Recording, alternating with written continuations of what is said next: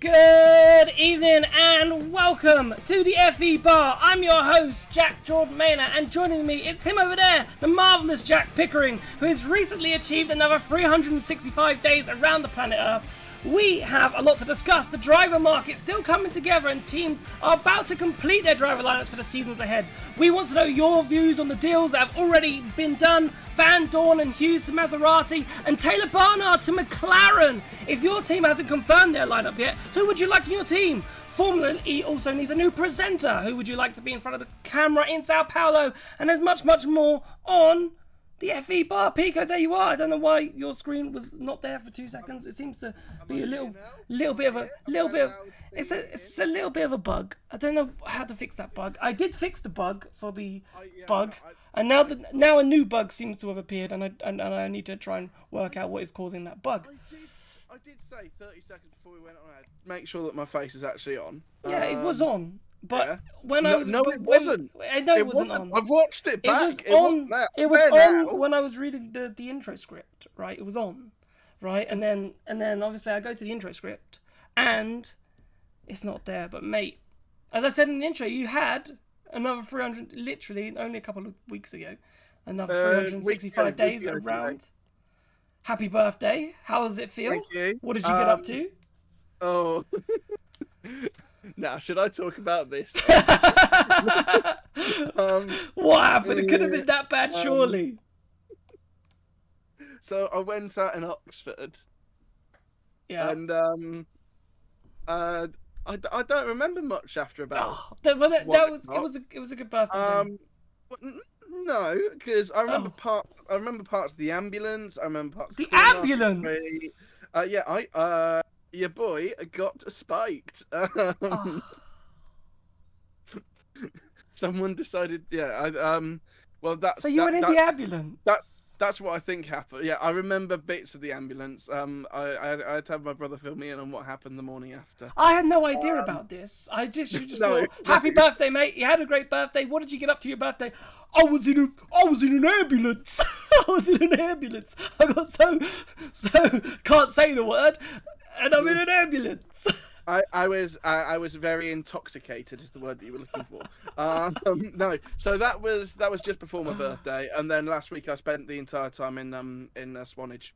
Swanage is a nice place. Oh yeah, no, that was nice. I spent some time down there with some uni mates, and yeah, it was some nice time, and now I'm back. Yeah. Summer's going quick, innit? Summer's going quick. It's been nice. Yeah. It's been nice to have a break. I don't know. I want to say hi to people in chat. So we got Zero Tomato in chat and Martin in chat as well. Hello. Make sure you get into the waiting room if you're not in the waiting room. If you want to come on and talk anything about the Formula E driver market and what's happening, or just latest news around it, ! Discord. There is a new link, fresh link. It should get you to our Discord. You can come and join us in their great community. Over 100 people now.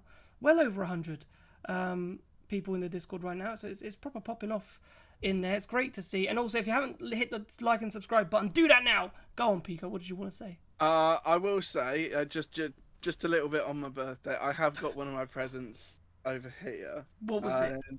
It's something. So my mate, my best mate, honestly, I don't know how he did this, because I've been looking for this for years, and he honestly, he's so good at getting presents for me. Yeah, my best mate's pretty good at that, like that. But too. He found me a Lewis Hamilton 1:2 scale helmet of his Pride. Of his Pride helmet from Qatar in 2021. Oh, nice. Which is my favourite helmet of all time. And it would have set him back a pretty penny as well. So he loves you a lot. Yeah. No. Well, to be fair, I got him a Fernando Alonso one for his birthday. So of his helmet from last year, which, to be fair, banger also. But yeah, no, this is my favourite. This is my favourite helmet of all time. So. Nice. Yeah. Happy days. Honestly, I spent Monday. So he gave it to me on Sunday. Mm-hmm. I spent Monday taking this around the house. Just walking around with it. It's like walking around with it. It's like, this is mine. I got a good couple in terms of Formula E related helmets as we're showing, as we're doing a bit of show and tell. I've got so much Formula E stuff, but if in terms of helmets, I have So I've got. I know you can't see this, but you'll see on the Yeah, stream. no, I will see. But I'll react in 20 seconds time. I've got Jose Maria Lopez's DS Virgin, or DS. Yeah, it was that DS Virgin when he was there. Helmet, and I've also got, who else would I have got? I've got the one and only Nelson PK. I saw Nelson. Yeah, Nelson PK Jr. I was so happy when I found this. I was so happy. I really wanted some Formula E stuff. I know we're going to get onto the driver market in a second, but it's nice to just catch up for 2 seconds. Ben in chat says, huge up to Taylor Barnard, deserves the opportunity so much. I'll tell you what, we're going to talk about that in a moment. And if you want to come on, !mark Discord to have your say on Taylor Barnard, because I think a lot of people want to be talking about Taylor Barnard today. Yes, Pico. I will say, your Jose Maria Lopez helmet has reminded me that I did get something Formula E related for my birthday, which I mean, I've mentioned it on the show before, and Jack, you know that I drive a DS car. I drive a DS3. Yeah. It's been coming up on my Facebook quite a lot, so I was like, I'll whack it on my birthday list. And my dad got me a DS the Cheetah jacket. Oh, nice. Which is very cool. And I think it's appropriate. I think it's fine to have a DS the Cheetah jacket because, as journalists, we're supposed to remain unbiased. And the fact that the Cheetah isn't in Formula E anymore, I think that's fair. I think I'm allowed to wear that one out. That's true. But to be fair, though, in London, the amount of journalists fighting for the Andretti free clothes because they were free. I got one.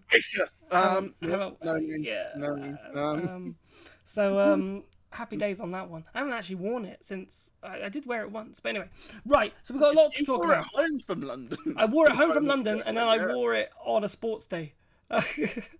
Yeah, no, to be fair, it does scream sports day. Yeah, I'll probably be wearing it when I go back very soon next week. But, so, chat, people who want to come on and have a lot to talk about, I've got literally talking points that we're going to run through. If there's anything that we've missed or anything else you want to talk about, of course, just pop into the waiting room and you can talk about it. We're going to start, obviously, with Van Dorn Hughes to Maserati. We'll talk a little bit about Taylor Barnard joining McLaren. We're going to talk about ERT. Nothing seems to be confirmed there, and rumours coming around Dan Ticktum is that he may not have signed a contract yet or may not have a contract actually been finalised for next season, which is a very much of an interesting one. Maximilian Gunther, we assume this is done. We're just waiting for an announcement. Why the announcement is taking so long, we are not quite sure, but we're going to talk about Gunther a bit later. Envision still haven't actually confirmed their lineup for next season, but we're assuming it will be the same. Same with Nissan, but again, assuming it's going to be the same. We want to talk about that last little Lola Apsi and who that could go to, and we'll be speaking to Nick Golding and Jack Smith. Nick Golding from Racing News 365 at 9 o'clock, and then Motorsport Week's Jack Smith to find out all the latest news and what's going on with those, so make sure you stick around for that. And then, a couple of funny things. One which everybody in chat is going to do immediately once I say it. But the first thing that I wanted to say is I was trying to think just top 10s. I was thinking, what can we do top 10s? And I thought, nice, good one to start with. Everyone loves cartoons, right? Everyone has got a favourite cartoon growing up. So battle it out, what's the top 10 best ever cartoons? But the thing everybody's going to do right now is you're going to go onto ChatGTP. And you're going to, whatever it is. And you're going to just write, what do you know about, and put your name. What do you know about and your name? And then come and tell us, if you can tell us, what ChatGPT said about you. I've got yours, Pico. I've got yours. I know what it says about you. I know what it says about me. I know what it says about me. We didn't. I wasn't told about this. No, this was the secret thing that I said. I said, if you want to come on, tell us what ChatGPT said about you. Right? What is it? What does the ChatGPT know about you? What does it know about you? Do you like, oh my god, didn't know it knew that about me? How did it know that about me? Thankfully, Pico, nothing incriminating. Oh, thank God for that. They haven't dug too deep then. Haven't dug too deep. Nothing about an ambulance in a birthday party. Recently. That'll change now. Just recently. That might change. It's quite interesting. Pickering recently got spiked in a club in Oxford. Yes. Yeah. Hilarious stuff. Right. Let's get into some a little bit of Formula E, and then we'll bring some people in. We've got some people waiting in the Discord that we can bring in. We'll bring them in a sec. But let's start with the first sort of news that sort of broke out. This surprised me. and it still surprises me today with the Maserati. Obviously, two new drivers. I think two great new drivers, by the way. Van Dorn, less surprised. Jake Hughes surprised me a lot. Because Jake Hughes was obviously doing such a great job at McLaren, right? And he was quick, go back to Misano, where he dominated that weekend. There's just weekends where Jake Hughes dominates, right? Either a qualifying session, the race didn't quite go his way, but there's areas where you're like, he's going to be top, right? Once he clicks, he could be up there for a title contender. So I was surprised that he was either let go from McLaren or decided himself, because McLaren were doing all right. They weren't bad. To go to a Maserati team, which, two new drivers, doing all right, but the DS wasn't the strongest powertrain. You could argue that the Nissan powertrain was maybe slightly better than the DS one. I don't know, but they were very close. What's your thoughts on that? I think they are extremely similar. Yeah. Obviously, next year we got brand new powertrains. 100%. We don't know what the pecking order will be.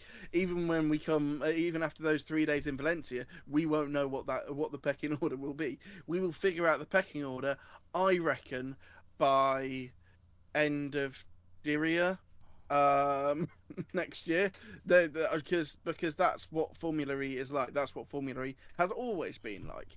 It's always been super close, and I think that the fact that there is only one element that the teams can sort of mess around with,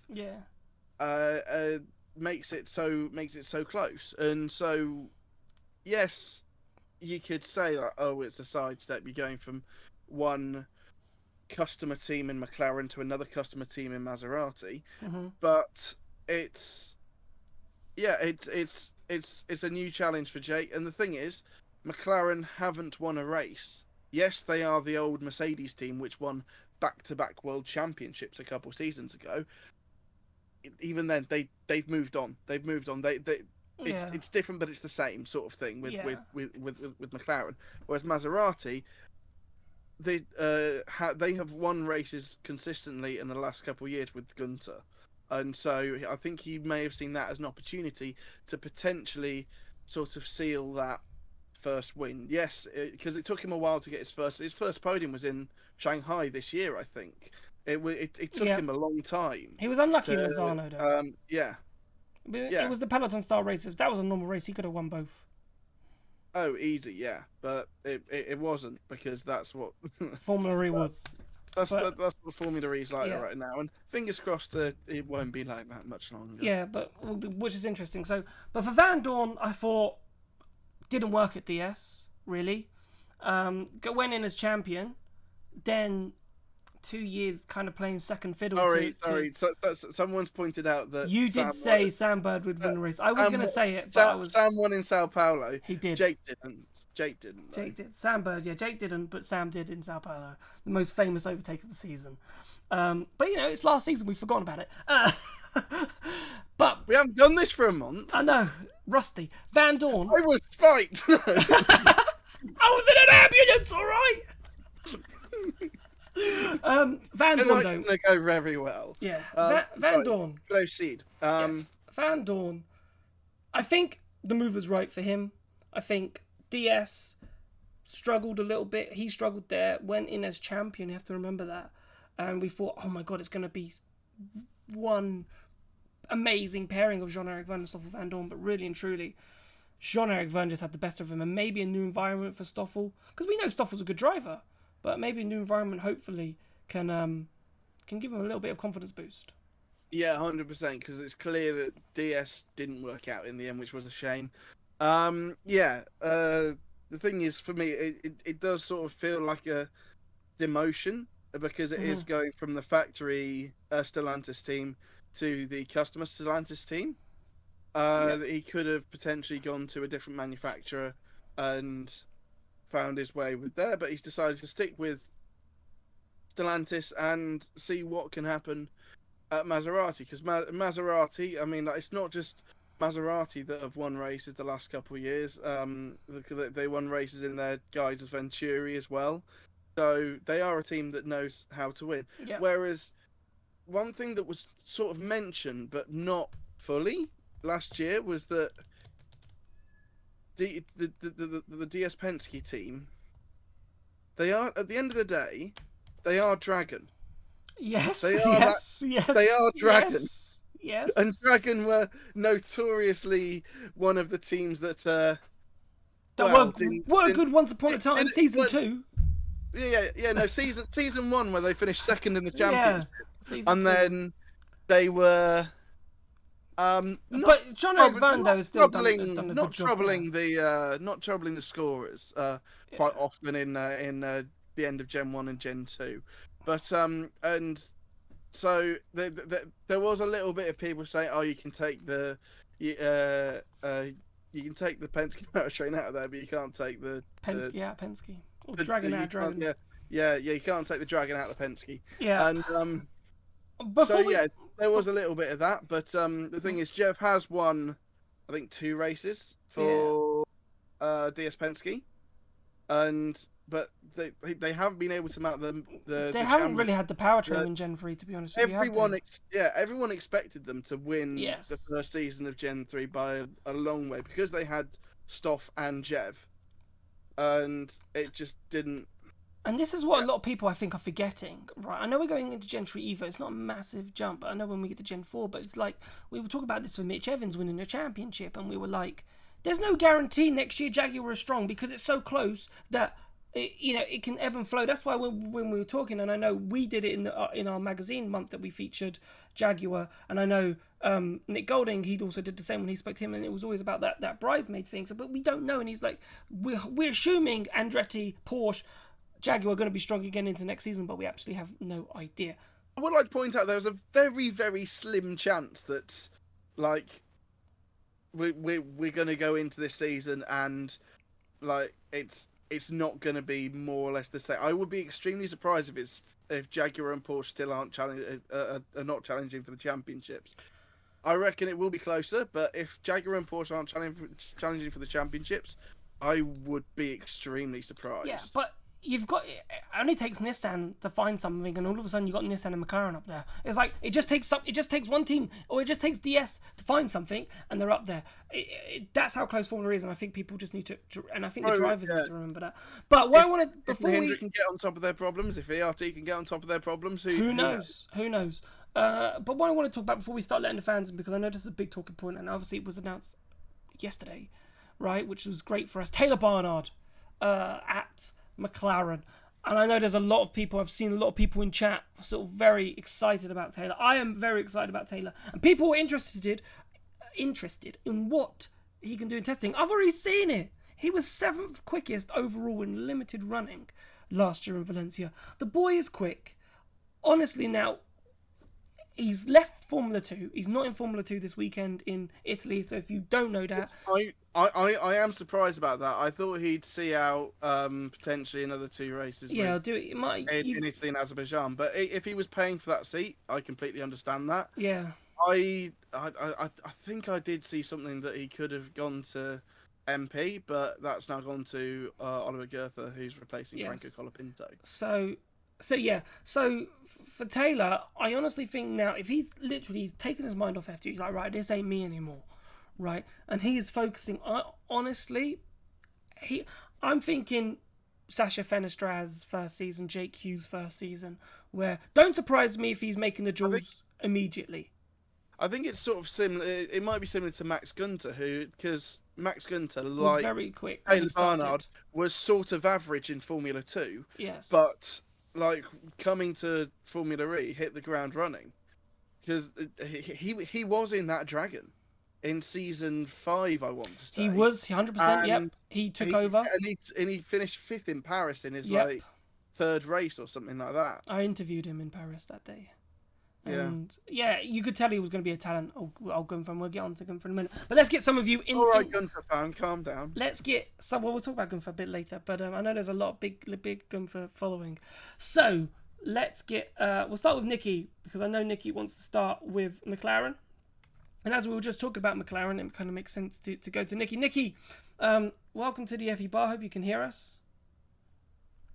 Oh, is she AFK? If not, we will drag someone else in, and we'll come back to Nikki.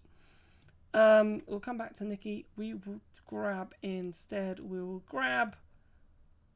Natalie in. Oh, that didn't work. try that again. There we go. Natalie, you're on the FE bar. Can you hear me? Hello. Hello. Welcome to the FE bar. What would you like to talk about? Taylor Varner. Oh, we were just talking about Taylor. I'm so pleased. He was expected once, obviously, the Jake Hughes news sort of came out that he was leaving. That Taylor Barner was going to get the seat. But what do you expect? What are you expecting from him next season? Is the expectations high? Should they be high for him, or should he have a fairly safe sort of way into Formula E?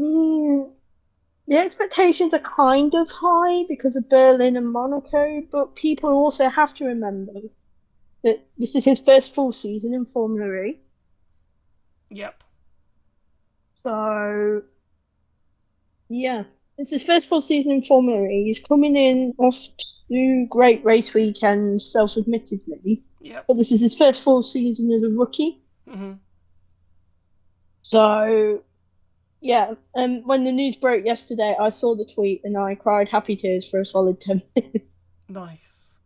No, like I'm really looking forward to Taylor. I think he's a talent. He deserves this on merit more than anything else, purely because of his performances in Monaco and Berlin. Yeah, I would agree. Pico, would you agree on that? Yeah, I think his performances in Monaco and Berlin were absolutely incredible. Considering that in Formula 2, admittedly he is in an AIX car, which isn't great, but he has been outperformed by his teammate over in Formula 2. But when he came to Formula E, he took like a duck to water, and it was yeah. But what people forget is Joshua Dirksen has had more experience in Formula 2, and this was Taylor's rookie season. Yeah, and if you get what I mean. No, I do get what you mean. I know, like Luca Giotto was in Formula 2 for ages, right?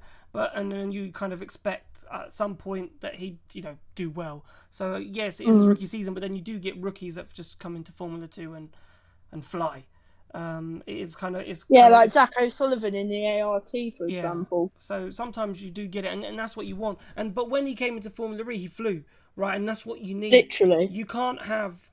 Unfortunately for Jehan Daruvala, you can't be Jehan Daruvala. There's so many drivers and good drivers, Neil Yarni, Felipe Nasr, really good drivers who've done amazing things in different series, right? Who've come Felipe Nasr in F1. Yeah. I still maintain that Felipe Nasr should have replaced Bottas at Williams in 2017 instead of Nasr. But because he was that good. His first race in F1, he got P5, but he came to Formula E and sank for that race. Yeah, basically. But it just shows how hard Formula E is. But you can't afford to. Formula E is so tight now. You can't afford to be a Jehan Daruvala exactly and take a season to get up to speed. You need to get up to speed immediately. So in order to do that, you have to hit the ground running. And I think having those 2 races, he's been fed into the program, very similar to Sasha Fenestraz, very similar to Jake Hughes, fed into it slowly. And I'm expecting big things from Taylor.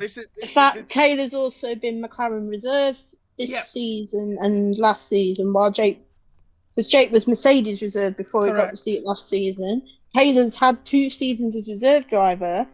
And like I said to a friend last night, yesterday when it was announced, I'm kind of expecting big things, but he's a rookie, so I'm kind of not at the same time, and I'm just going to see how it plays out.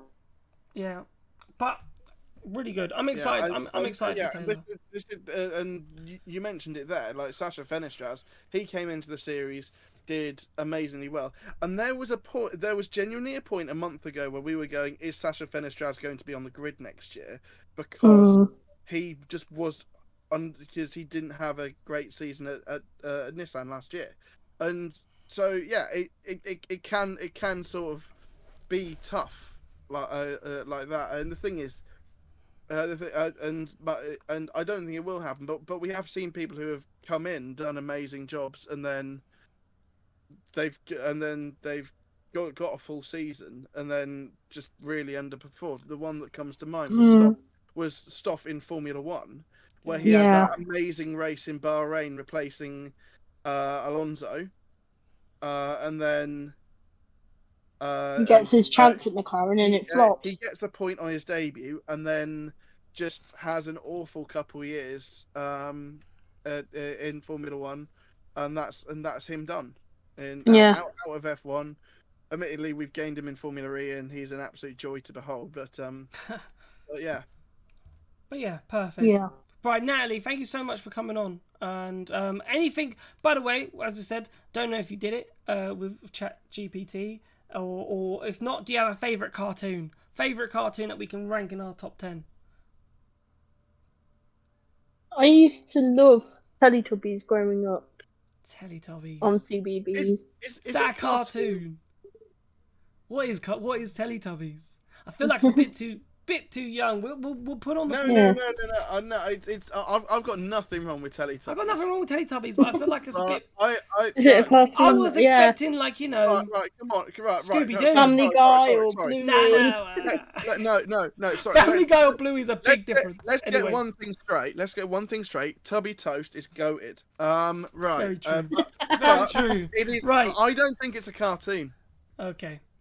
No. Interesting. Right, we'll put on the board Family for now, Guy then. and then we'll see what. Yeah, I didn't think about Family Guy's cartoons, or is that an animation? Family Guy is a cartoon. Is that a cartoon like Simpsons? Yeah. But then the Simpsons would count. Yeah. I didn't think when I thought of this as a category, I didn't actually consider the Simpsons and Family Guy. We'll put Family Guy in there though, because Family Guy is funny. Family Guy is a good one. So we'll put Family Guy down as one of the top 10 cartoons. If you're We'll put it under in, and then 15, I would not recommend it. Yeah, true that. Right, Natalie, thanks so much for coming on. Pleasure's mine as always, gents. And we will get someone else in a moment. Actually, we'll get someone in now. We'll try Martin. Huh? One more than a break. One more than a break. Yeah, one more than a break. I think that's fine. Let's get Martin in. Martin, you're on the FE bar. How are you? Hey, hi. Very good. Very good to hear from you again. What do you want to talk about? Hi, Jack. Hi, Jack.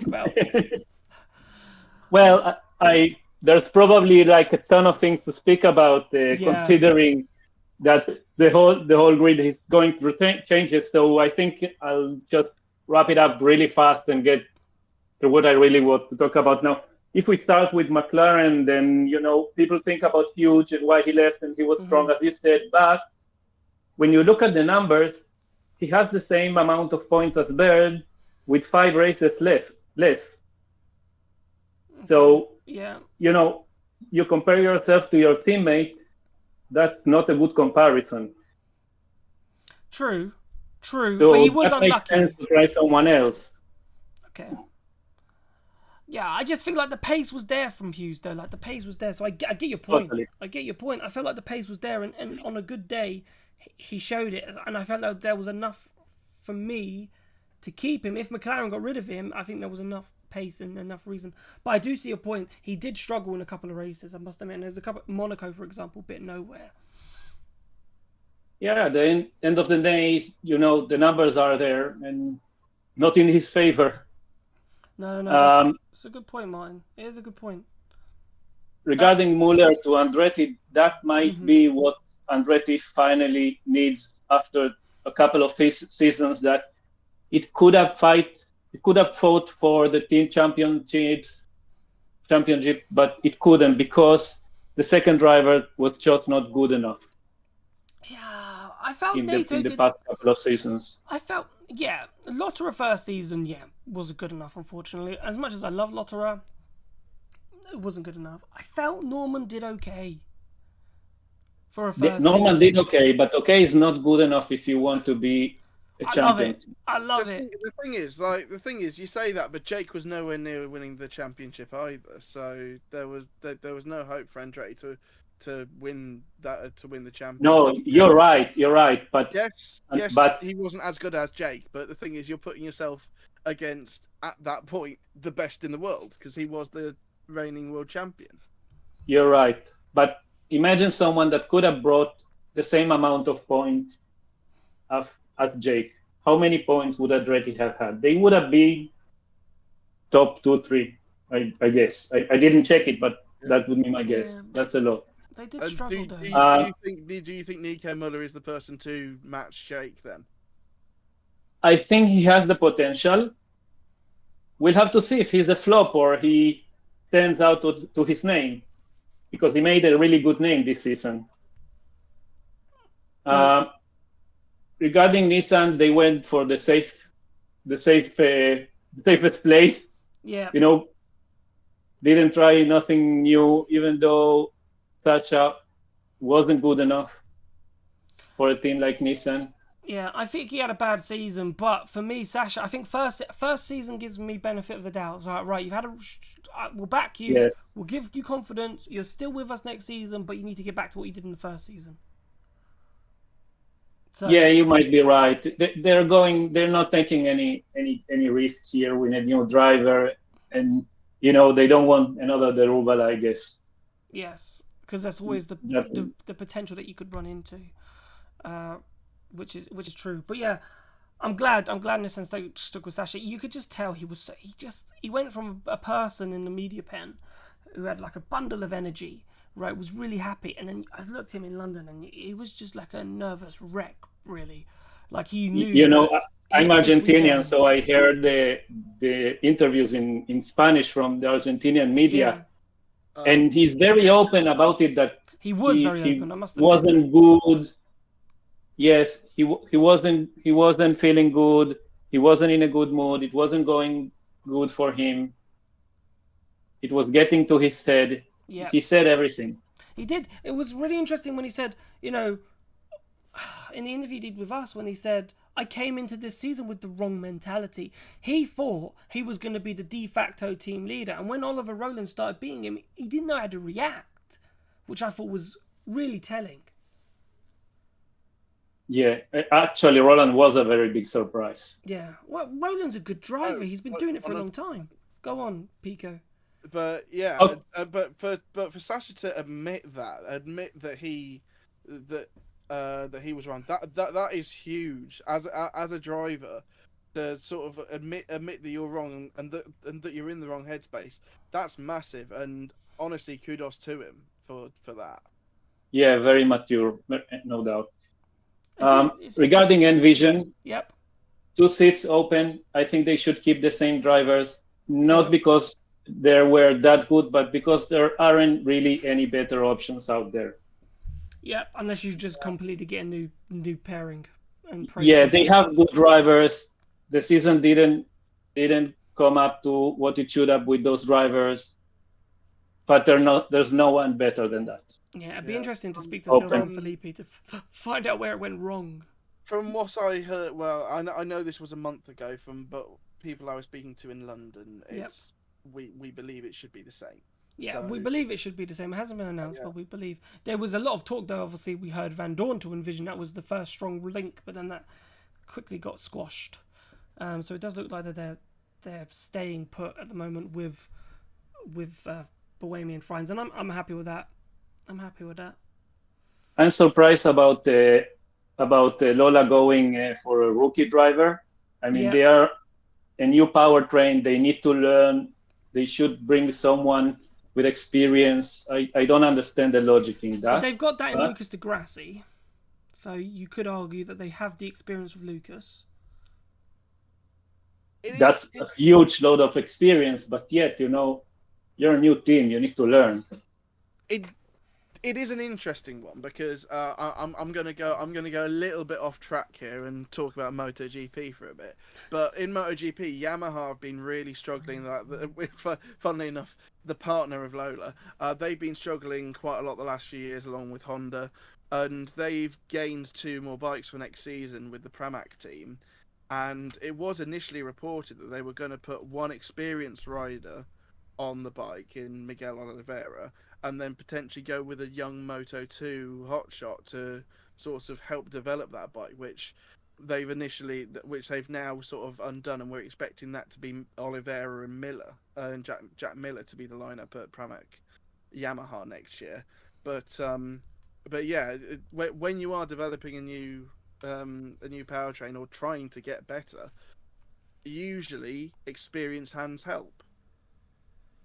Yeah, I think so.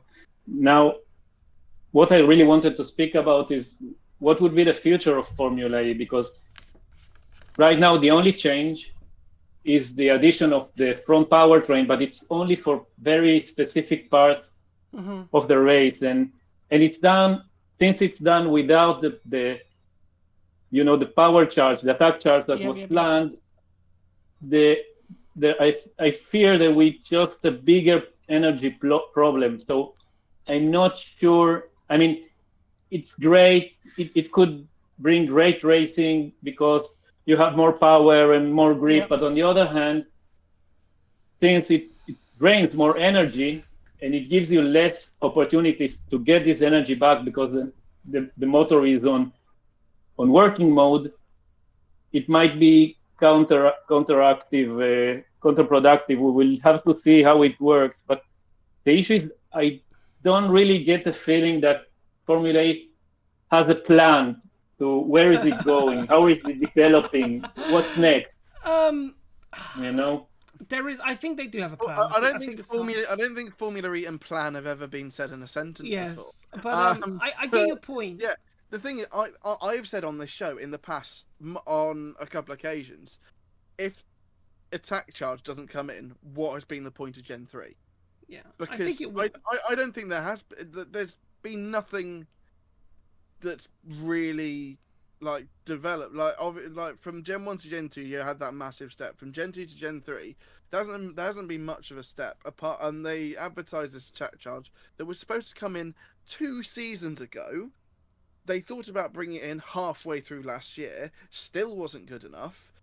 They want to bring it in this year, but it's still not 100% there. And so for me, like if it's not in play this season, will they scrap it? And if so, what was the point in even thinking about it?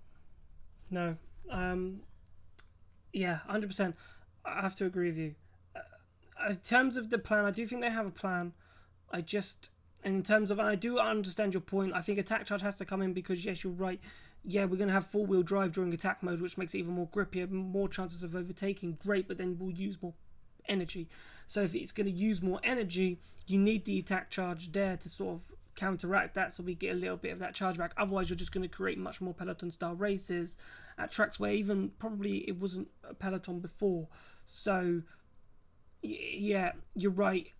I think they are moving forward. I think the technology is moving forward, and I think Gen 4 is going to be a massive step forward as well, which is why there's this debate about circuits and so forth. But we'll get onto that another day.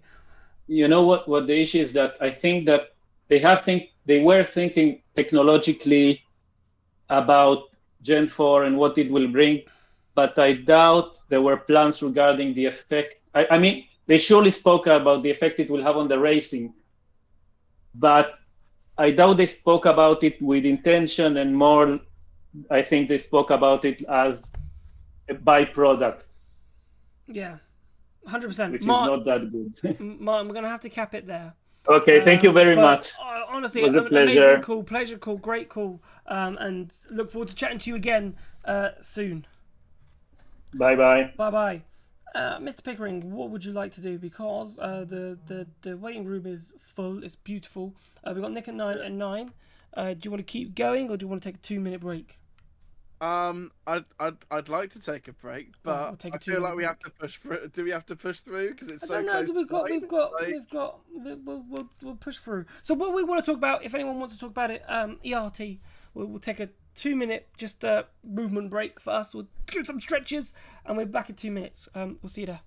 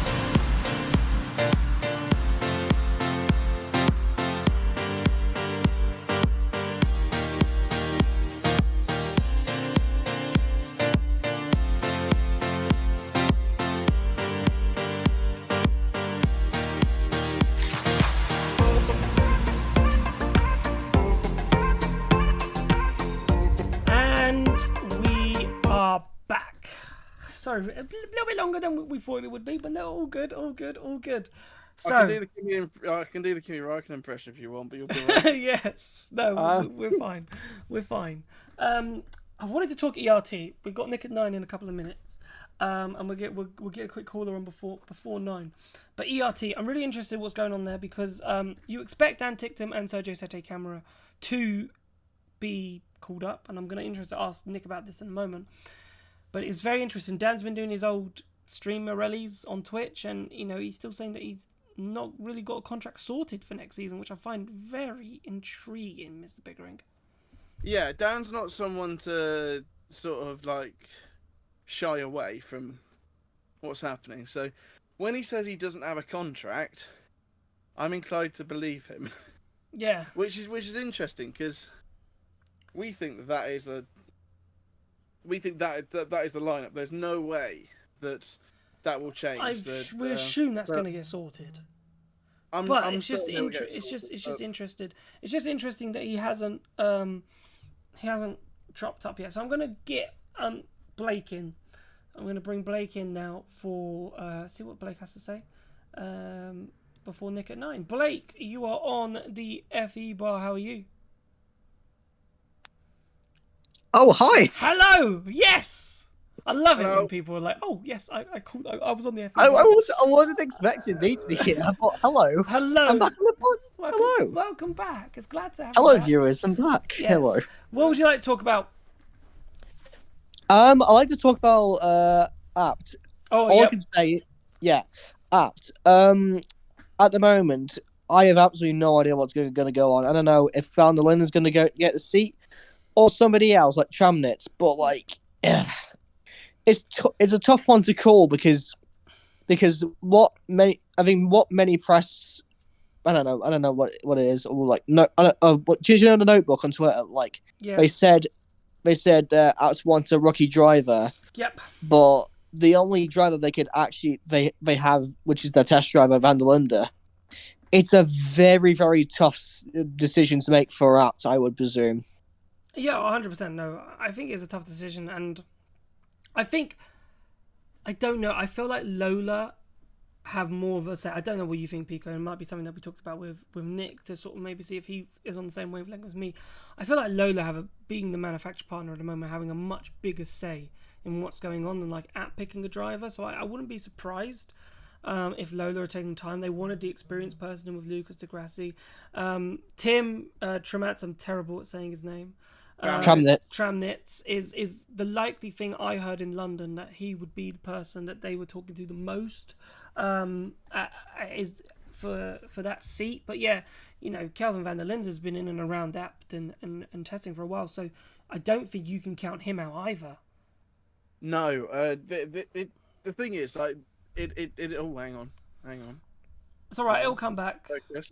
Don't move too much. There we go. Don't move too much in front of the camera. Yeah. Rule 1 of TV, everyone. But the thing is with Apt is the thing is with Formula E is that there's so many there's so few seats and so many drivers that you can choose from, and so I'm intrigued by them going down the rookie route if they do go for Tim Tramnitz, but I do think Lola are going to Apt and going you're the experienced one, so we're happy to hear from you. But I do agree that it is sort of Lola.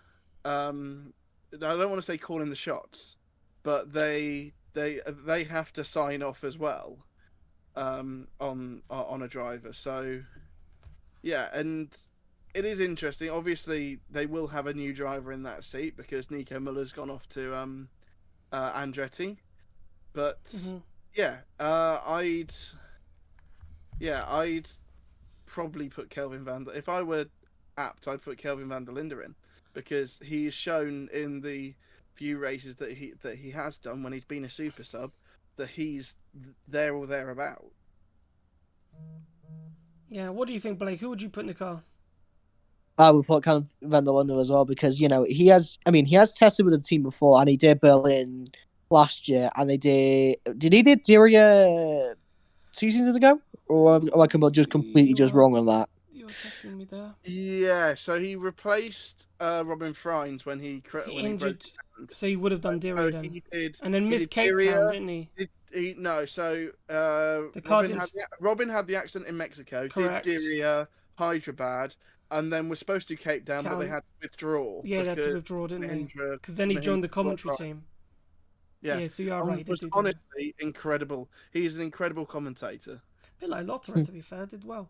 But yeah, I think he's deserved a chance. He's been in and around that team. Like, why on earth would you be in and around that team, and then when that opportunity comes up to be put into this team, and you think he would be able to fit right in, be quick from the beginning? Whereas Tim could be like another Jehan. It's like you're throwing him into the deep end, even though he has done some rookie tests. Basically, but also like to see on Berlin, Van der Linde almost got points, which I would see as an almost achievement, which shows that signs are there for Calvin Van der Linde. It's just who's going to give him that chance. That's the biggest question of all. Who's going to give him that chance? At the time, it would have put him on level with Lucas Di Grassi for the entire season. At that point, yes, Lucas got more later in the year, but at that point, it would have been just that one. we would have been level with Lucas. Yeah, I think Calvin Van der Linde makes sense, but if it is good old Tim, then who knows? But it's an interesting decision. I'm surprised maybe Lola didn't want to go down the Japanese route, try and find like a Japanese driver with Yamaha. Or British driver because the Lola. Yeah, Lola as well. I think, I think Yamaha could have maybe gone with a Japanese driver. I don't know what Japanese drivers out there at the moment, but like I felt like it would have been Iwasa. Yeah, but there's one problem though. Like Iwasa's like contracted to Red Bull. Yeah, isn't it? And Honda. Yeah, he's a Honda young driver, and obviously Honda and Yamaha they do not. So they're very civil. They don't nick their own drivers. They're riders even. Slight issue in that. But obviously, with having a Japanese E-Prix, right? And you think about how the Japanese drivers react with Tsunoda, Kobayashi, Takuma Sato when they were in Formula One, to have that a Japanese E-Prix and a Japanese driver would in the series would be huge, especially for the Tokyo E-Prix. And with Yamaha being there, you felt like that could be something they might explore. But we'll see. We don't know. They could surprise us. As I said, I think Calvin Van der Linde and Tim Tramnitz is probably the best. It's either between those two. I've heard rumours of Tim. I'd be interested to see who Nick heard. If anything's different, if anything's changed since London on his side of things. But Blake, we're going to cut it there because it is 9 o'clock, so it is time for Nick at 9. So thank you so much for coming on.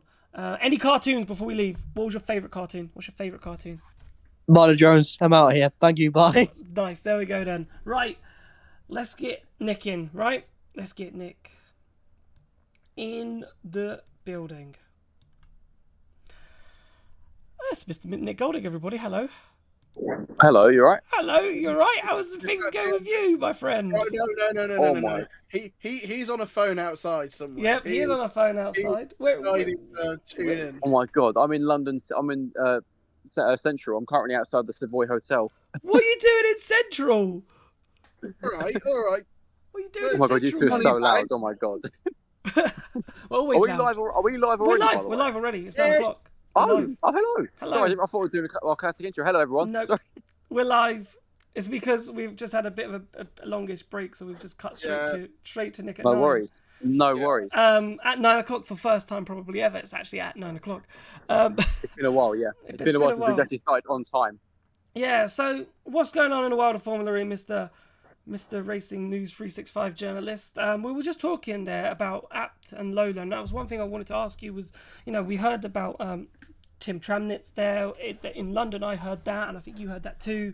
But Kelvin Van der Linde, obviously reserve drivers. Like, has there been any movements on that? Anything change? Anything going on? Because obviously they've been doing a lot of testing lately, but Lucas has been at the wheel. Yeah, weirdly. So actually, Abt Cooper have been no longer Abt Cooper. It's now Abt Lola. They've actually been doing quite a lot of publicity on social media promoting the Gen 3.5. The only team who's really done the same level of online content with the new car is Mahindra, and I've been really impressed by that. But actually, in terms of the second slowest seat, it's the one seat I've genuinely heard very, very little about. There's been some rumours whether it could be potentially a rookie, which would lead itself to Tim Tramnitz.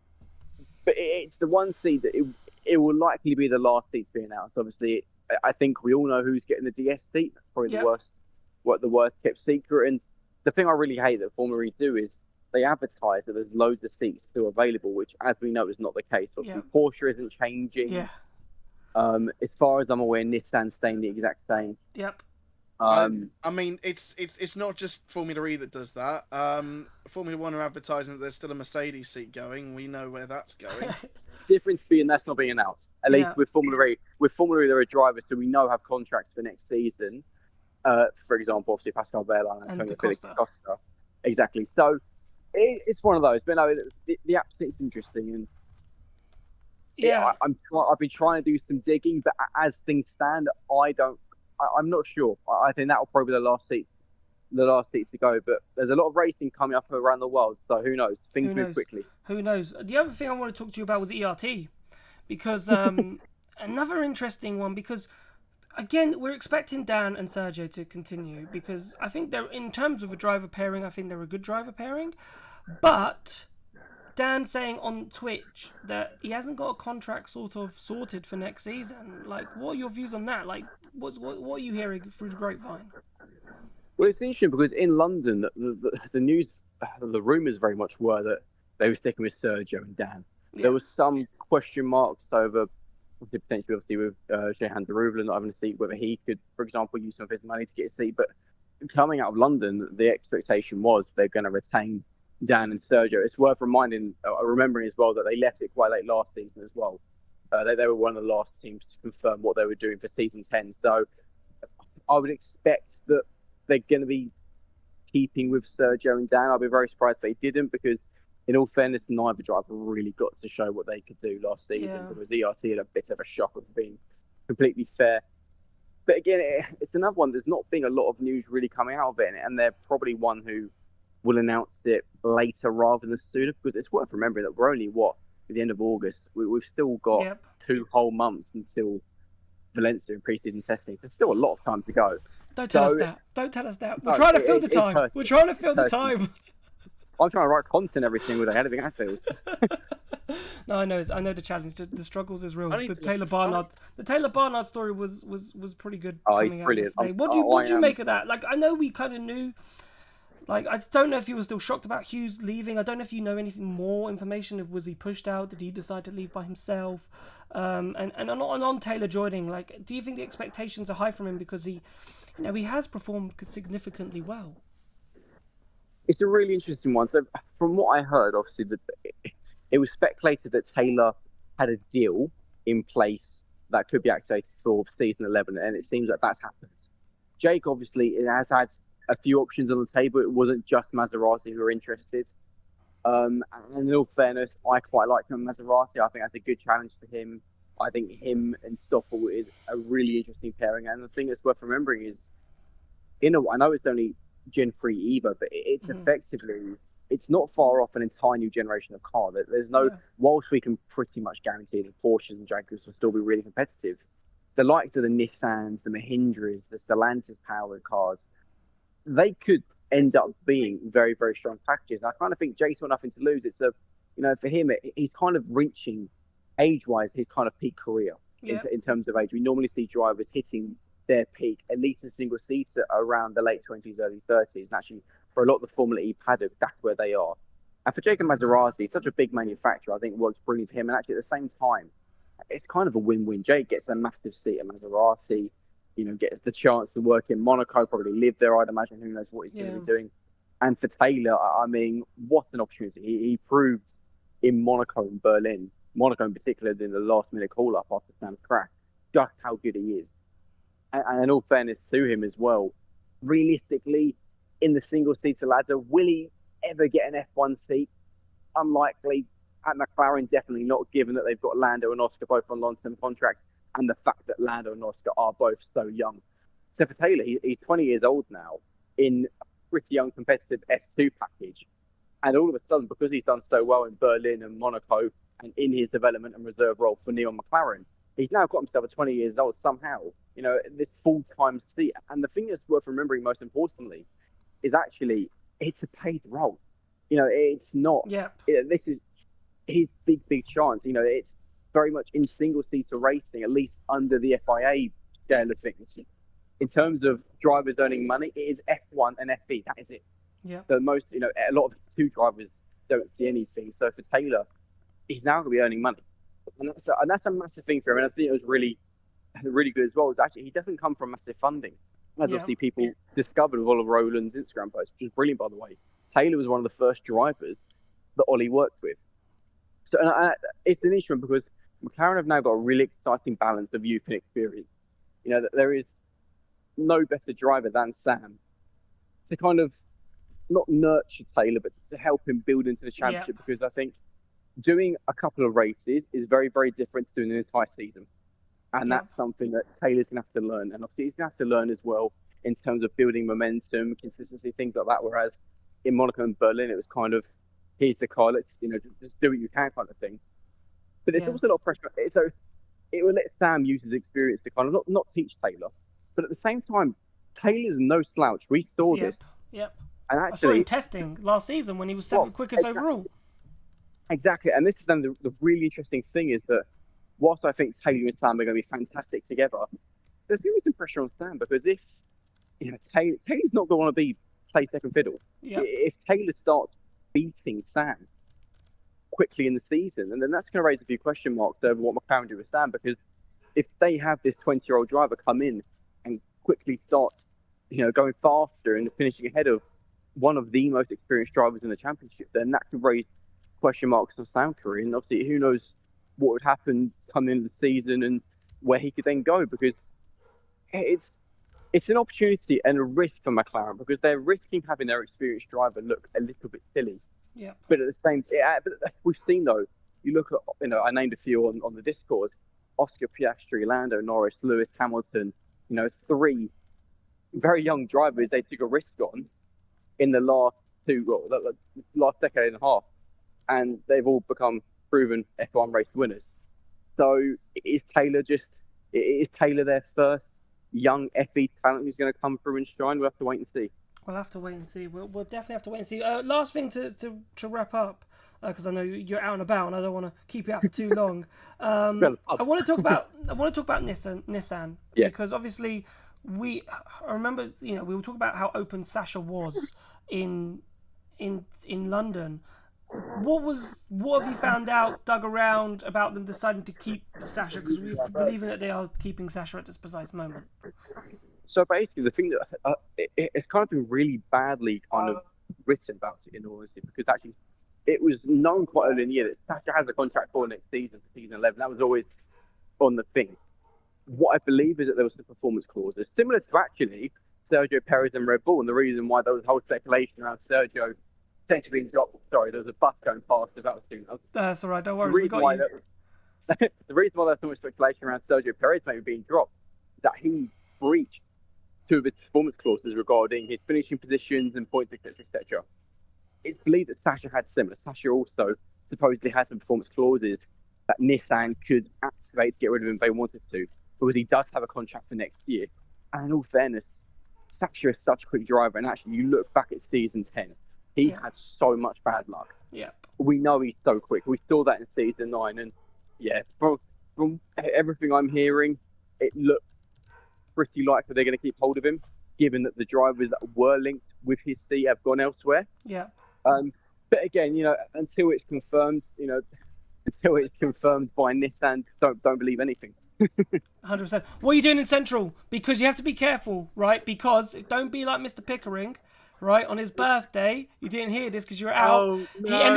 He ended up in an ambulance. Right? Oh God! Hold on. Why were you in a pickup? Why were you in an ambulance? I got spiked in a club. Let's leave it. No, that happened. That happened to pick up a few weeks ago in my local in Maidstone. I lost an incredible amount of body weight. Wow. I won't go into too much details in case people don't like it. It's not fun.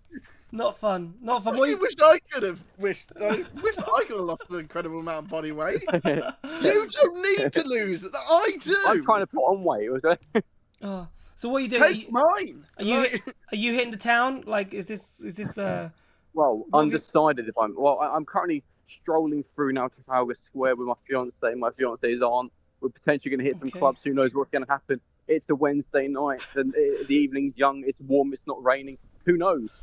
Nick might. There might be some Nick struggles. Might be some Nick struggles. Okay, be careful. Be careful out there. Right. Have a good time, though. Thank you so much for taking the time out to come speak to us. As always, good job, guys. Speak to you guys soon. See you later, Nick. Bye. Bye. What a legend. He's out. He's out about London town, and he's like, "Effie bar, yeah, mate." That's the thing. I was thinking when he said he was in the outside the Savoy Hotel. I was thinking, Jesus Christ, he's gone. He's gone full out there. Gone full out there. I'm not sure if it's an anniversary or something like that, but I don't know, but yeah, I'm not sure how much is Mrs. Right, let's crack on. Let's crack on then. Let's get your calls in.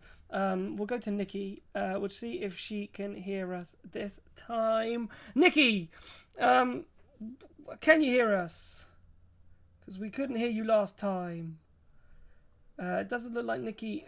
We still can't hear Nikki. I don't know if she's there. Give it a second. We can see you. We can't. Can we hear you? We can't hear you, Nikki. Unfortunately. We can't hear you. Give it another. We can't hear you. Try. I'm just gonna put you back in the waiting room. Just see if anyone can. Yeah, if people in the waiting room can hear you, then Ed will give us a message, and then we'll get you back in as soon as possible. Okay, just because the waiting room is super busy. Let's get Seb in. He's been here since the moment. Seb, welcome to the FE bar. Hello. Hello. How are you? What would you like to chat about? Oh, I'm on the spot now. I don't know. Driver predictions, I suppose. Driver predictions. What would you? I have some opinions. Go on then. What's your opinion?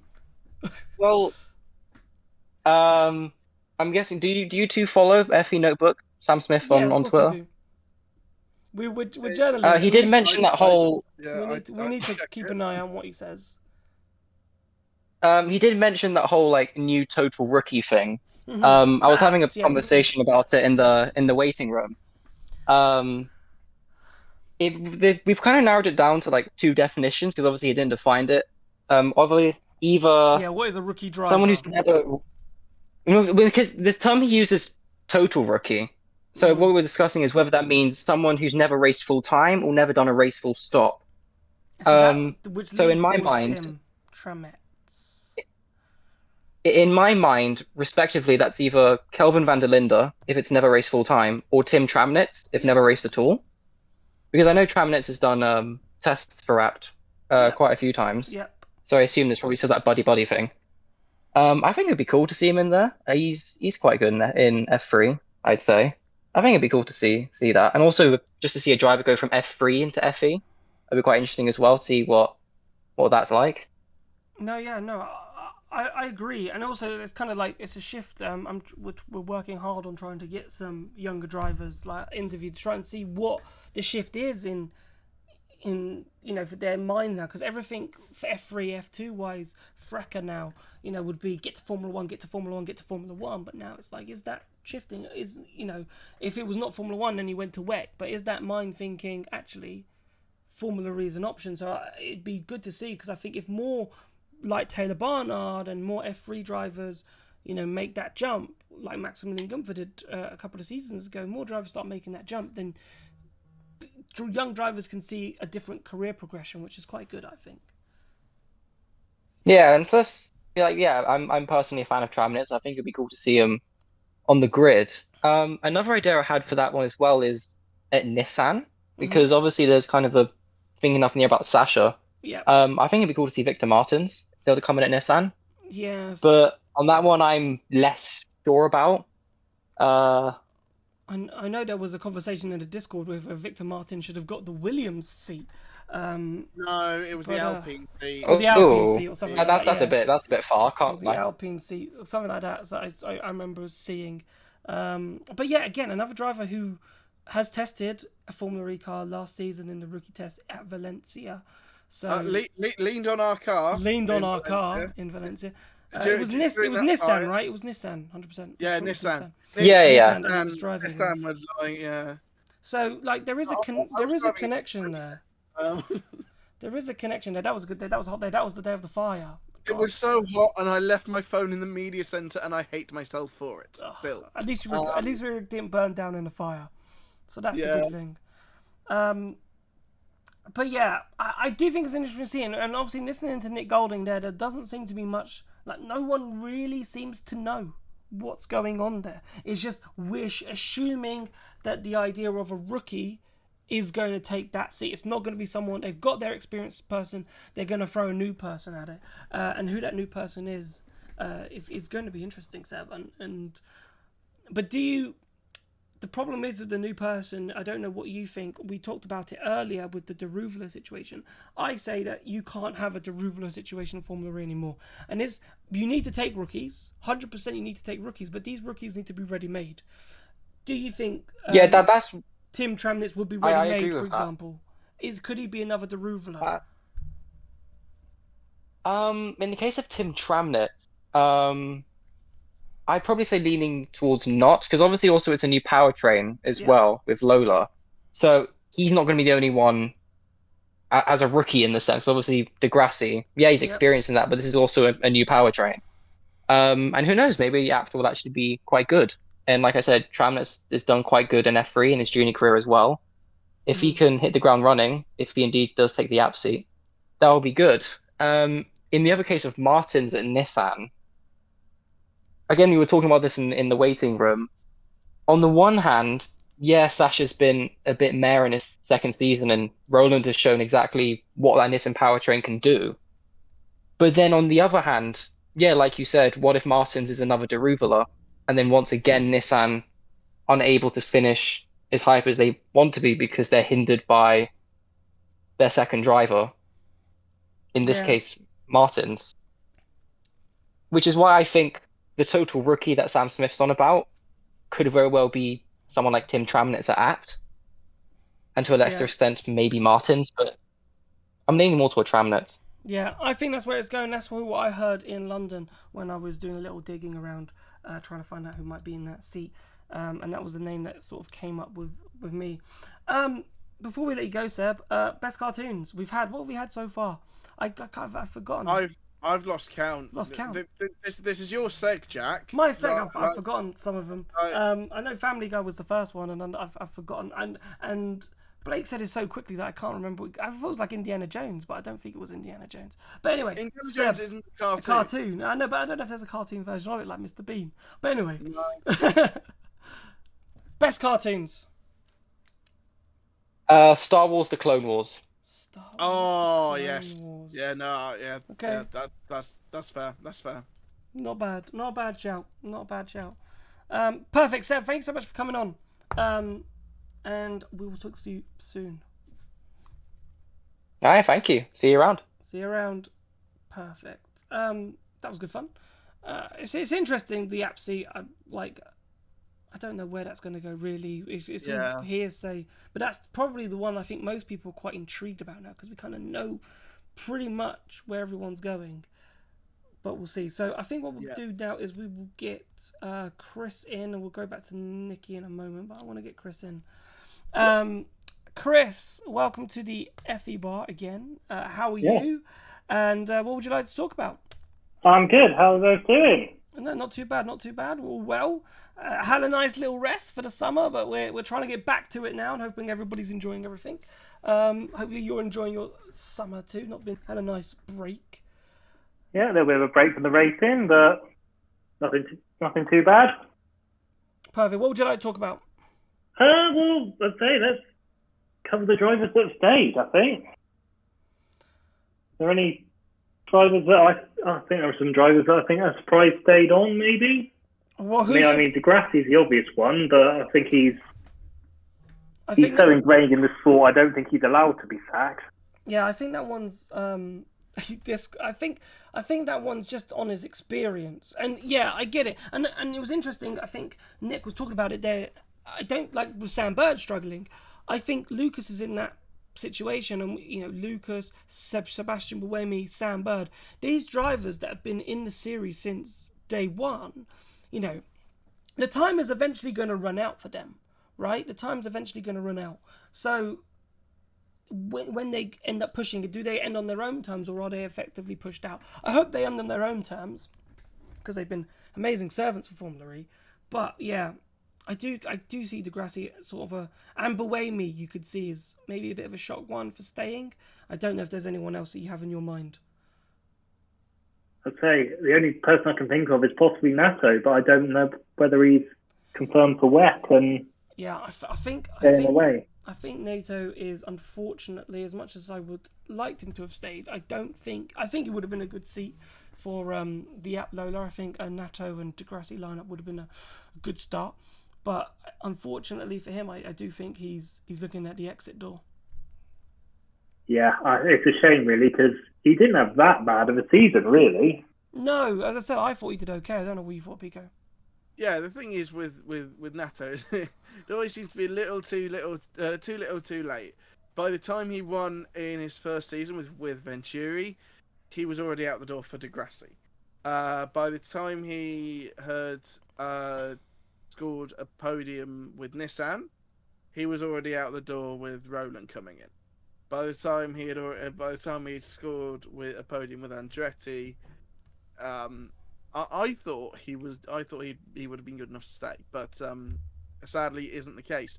The thing is, it's getting like progressively a little bit earlier and earlier each year that he's getting these like proper results in, because it was the last race of the year for getting that win with Venturi, and then it was the penultimate weekend in Rome that he got that podium with Nissan, and then it was Shanghai this year that he got that podium with Andretti. So the thing is, he is a class driver, and I reckon any of the teams would snap him up if they didn't already have the drivers that they had.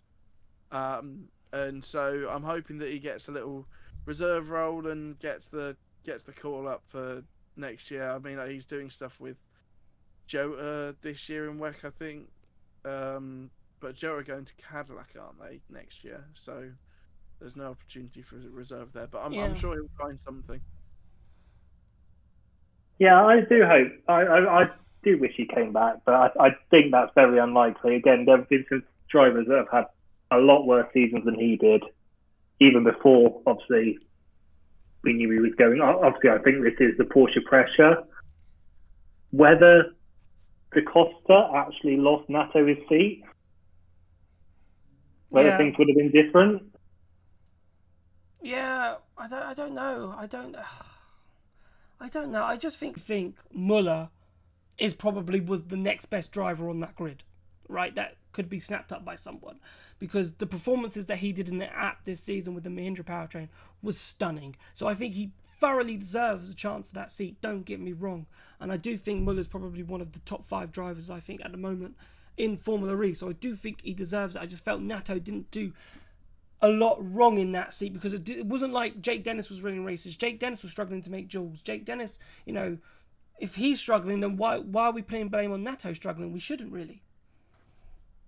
Yeah, but I don't think they're going to get rid of Jake anytime soon. No. That's for sure. Well, Tom Brooks was wondering if Jake would move forward towards thingamabob Porsche, and he would be offering him that, but obviously they were thinking more about Muller than Jake. But I know Jake's got the BMW ties and so forth, so I don't know if that was hindering things for him on that. But a world champion moving him to Porsche, partnering another world champion in Pascal Wehrlein wouldn't have been a bad shout.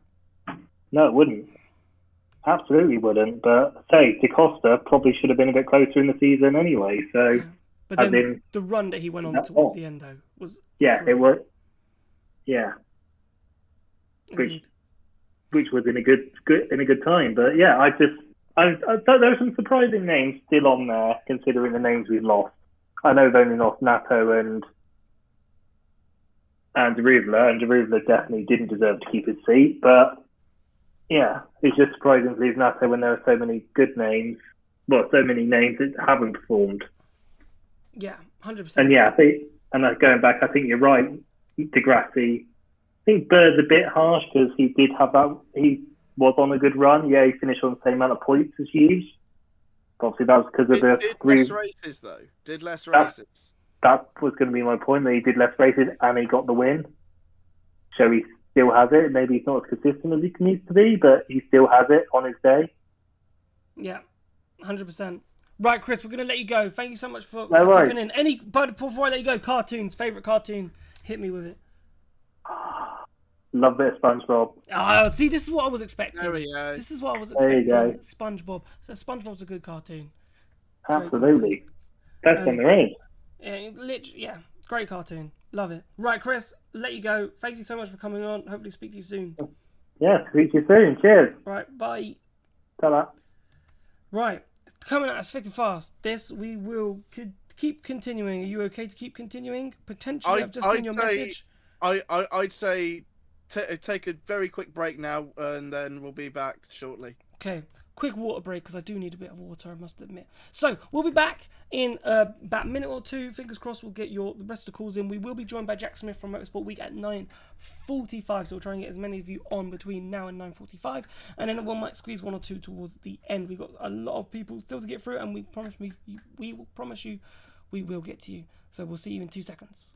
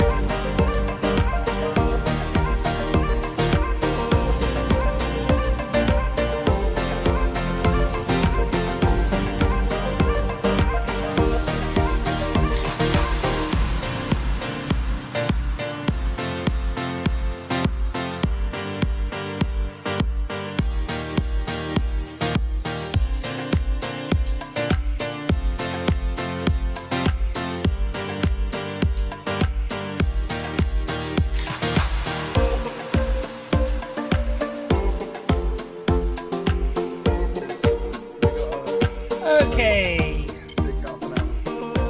So, we're back and we are joined by Nikki this time. The audio situation seems to have amended itself. Nikki, what would you like to talk about? Well, I think you know, boys, don't you really? Yeah, we do. Yeah. But we want to hear it from you.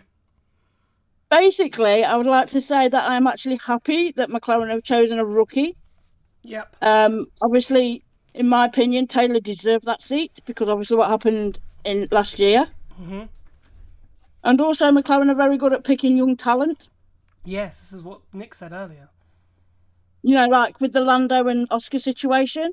So hopefully, with that said, hopefully we can build as a team. Yep. So hopefully we can use Sam's experience and Taylor's natural talents, maybe. What do you think that lineup's going to be like? Because obviously, when Taylor stepped in, Taylor was replacing Sam.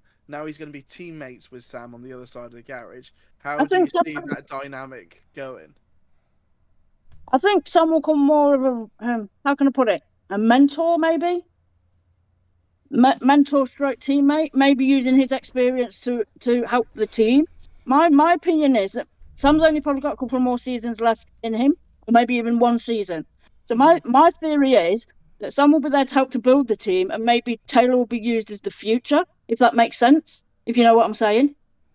Yeah. Well, that's what I personally believe.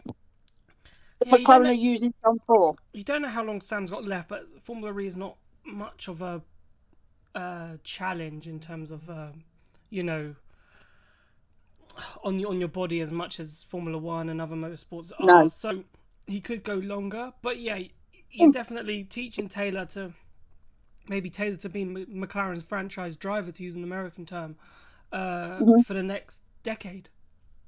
Mm-hmm. Because obviously they've done that with they did that with Lando, and then Oscar came in as the rookie, if you see what I'm saying. Yeah. That's probably what I'm taking that example, that's what I think they'll do in Formula E. Yep. But, yeah. you know, I agree in my opinion, Zach Brown made the right choice, and I truly believe that Taylor deserved that seat. He got it on merit.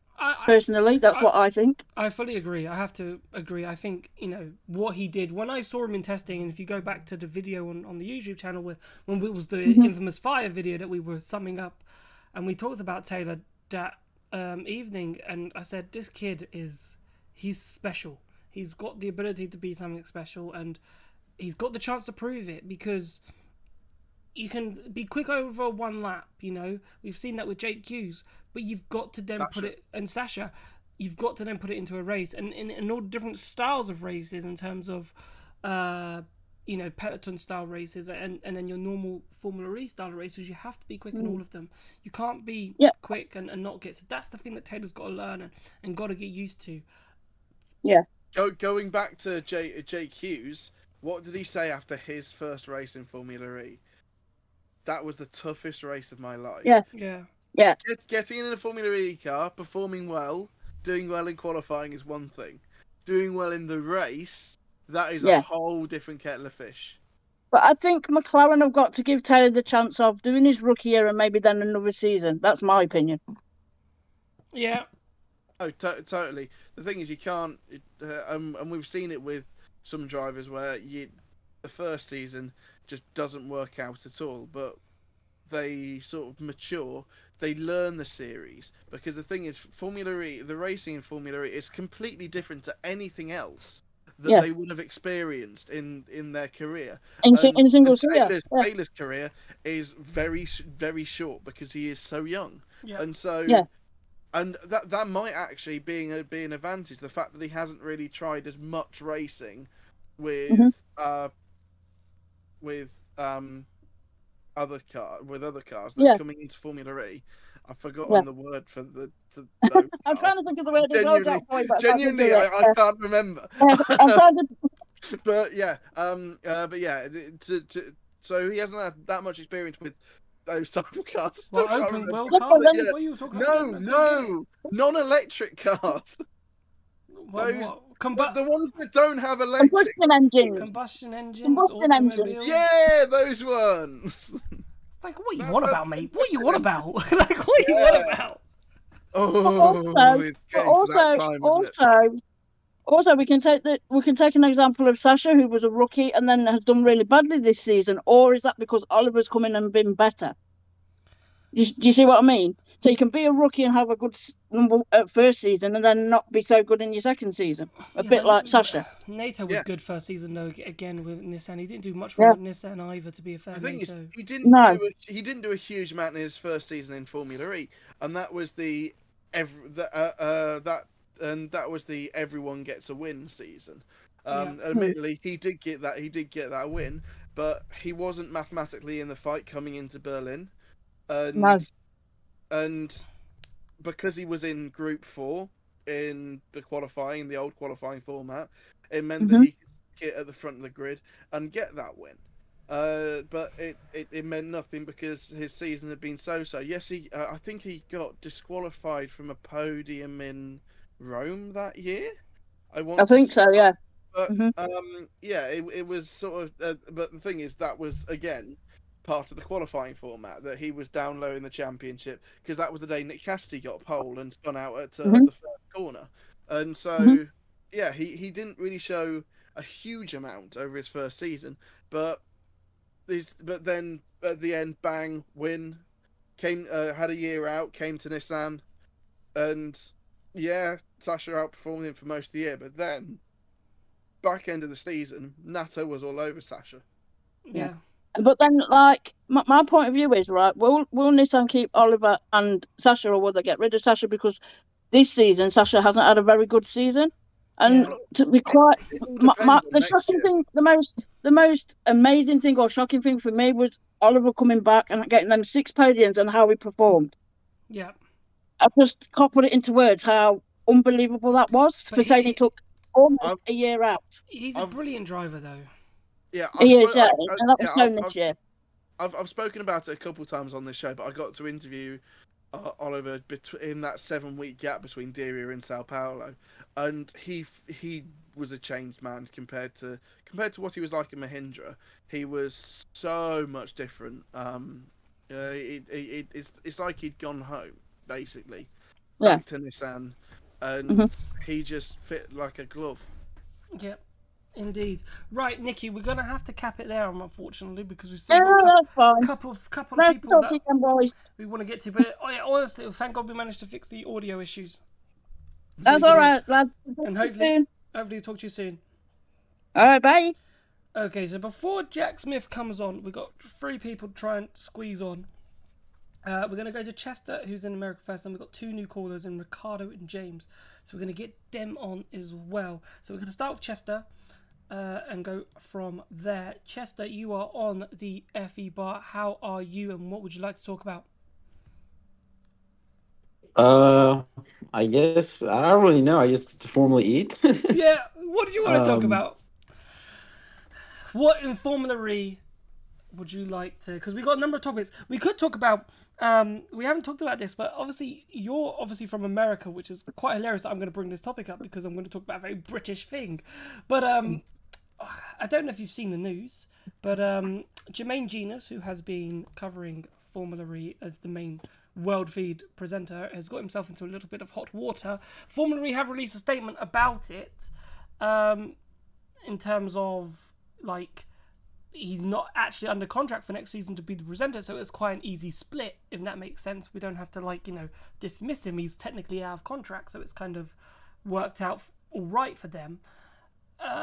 Who would you like to see maybe be the new presenter? Do you think they should get someone brand new, maybe someone is there someone from America that maybe they should jump in and get, or do you think they should maybe promote from within? Should someone who is on the presenting team become the main presenter?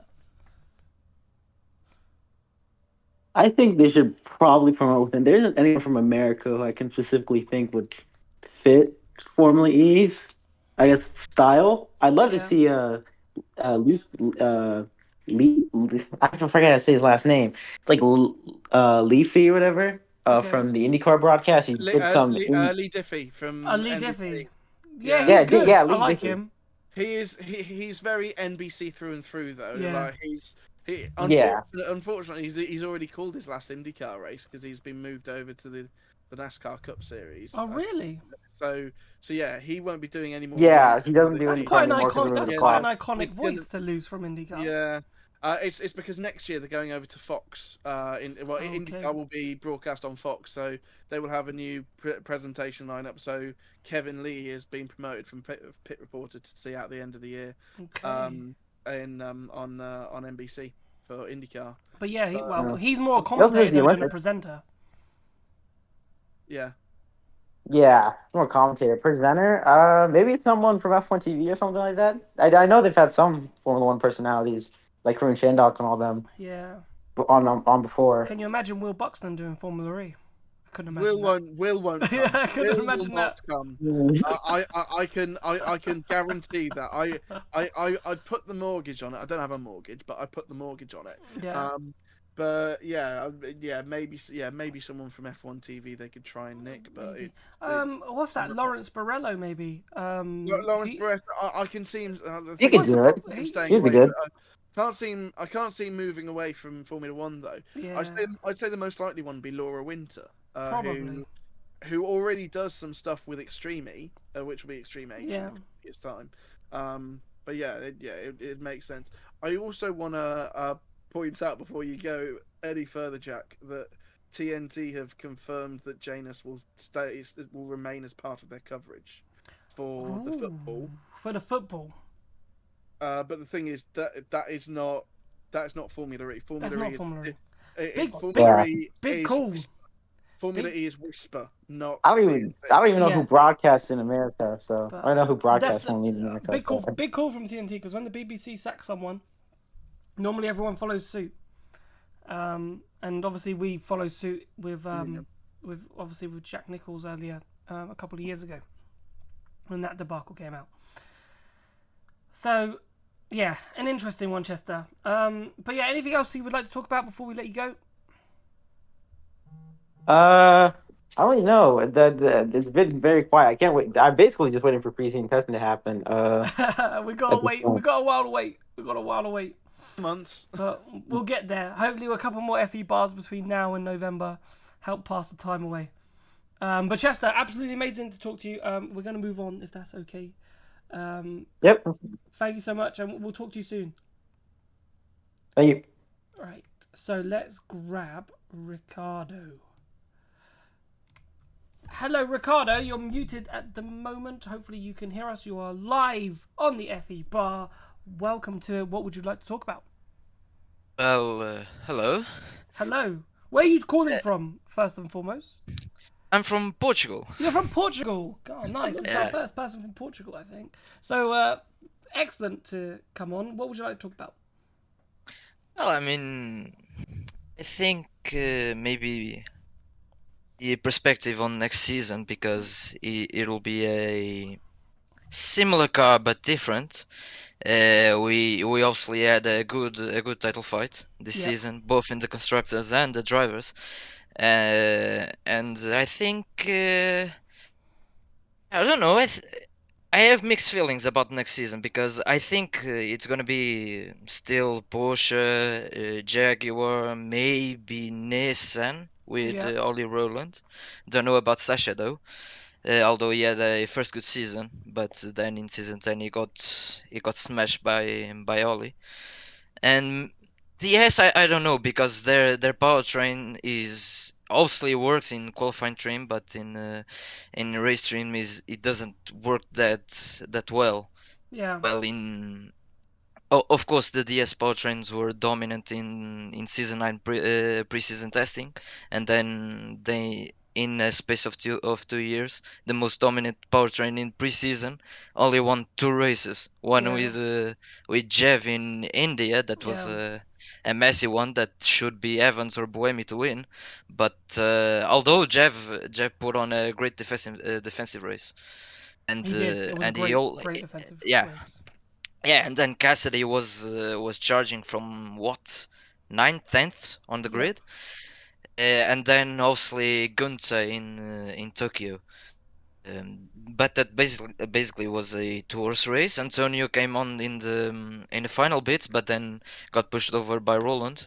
Yeah. But yeah, I think you could have a similar season to season 10 in season 11, but at the same time I think it could be the same or a bit more solitary, I think, because we saw that Pascal made a good step forward. Yes. And then Cassidy came on guns blazing in the first races. Evans put on some great performance, and yeah, it's a bit mixed, but yeah, high hopes. High hopes. What did you make of Da Costa? Because obviously the story about him with Muller, potentially him losing his seat, and then obviously the run he went on towards the end, and obviously you being Portuguese, that must have been pretty special. Yeah, I'll say that the first 3 races, Mexico and the double header in Diriyah were absolute crap. Yeah, not great to say the least. But yeah, as you saw, as we came to the rounds, like new tracks or peloton racing tracks, you saw that the old dog of Da Costa, and the strategy he always has for that type of race, the peloton type of race. he showed a great performance in Misano. We saw glimpses of that comeback in São Paulo, in Tokyo. In Tokyo, I think he could have won if not for the argy-bargy with Ollie Rowland. Yeah. But yeah, you saw in the second part of the season, Da Costa was guns blazing, and you saw clearly in London, it wasn't a peloton type of track to race, but you saw that the qualifying and the race performance he put on in London were much better than he put on in Mexico and Diriyah, for example. So you saw a much more confident Da Costa in the end of the season than the start of the season. Yeah, he was brilliant, Pico. Like Da Costa, what an end of the season. Yeah, obviously, yeah, like we talked about, like the whole like Muller to Porsche rumors, and he just immediately came back, and obviously that Misano win got taken away from him, but for that response. And I think for that to be he did that response, and then that was taken away from him as well, and that made him more determined. And then he went on that run. Was it 3 or 4 races that he won in a row? He won the most in the season. 4 or 5. Three races in a row.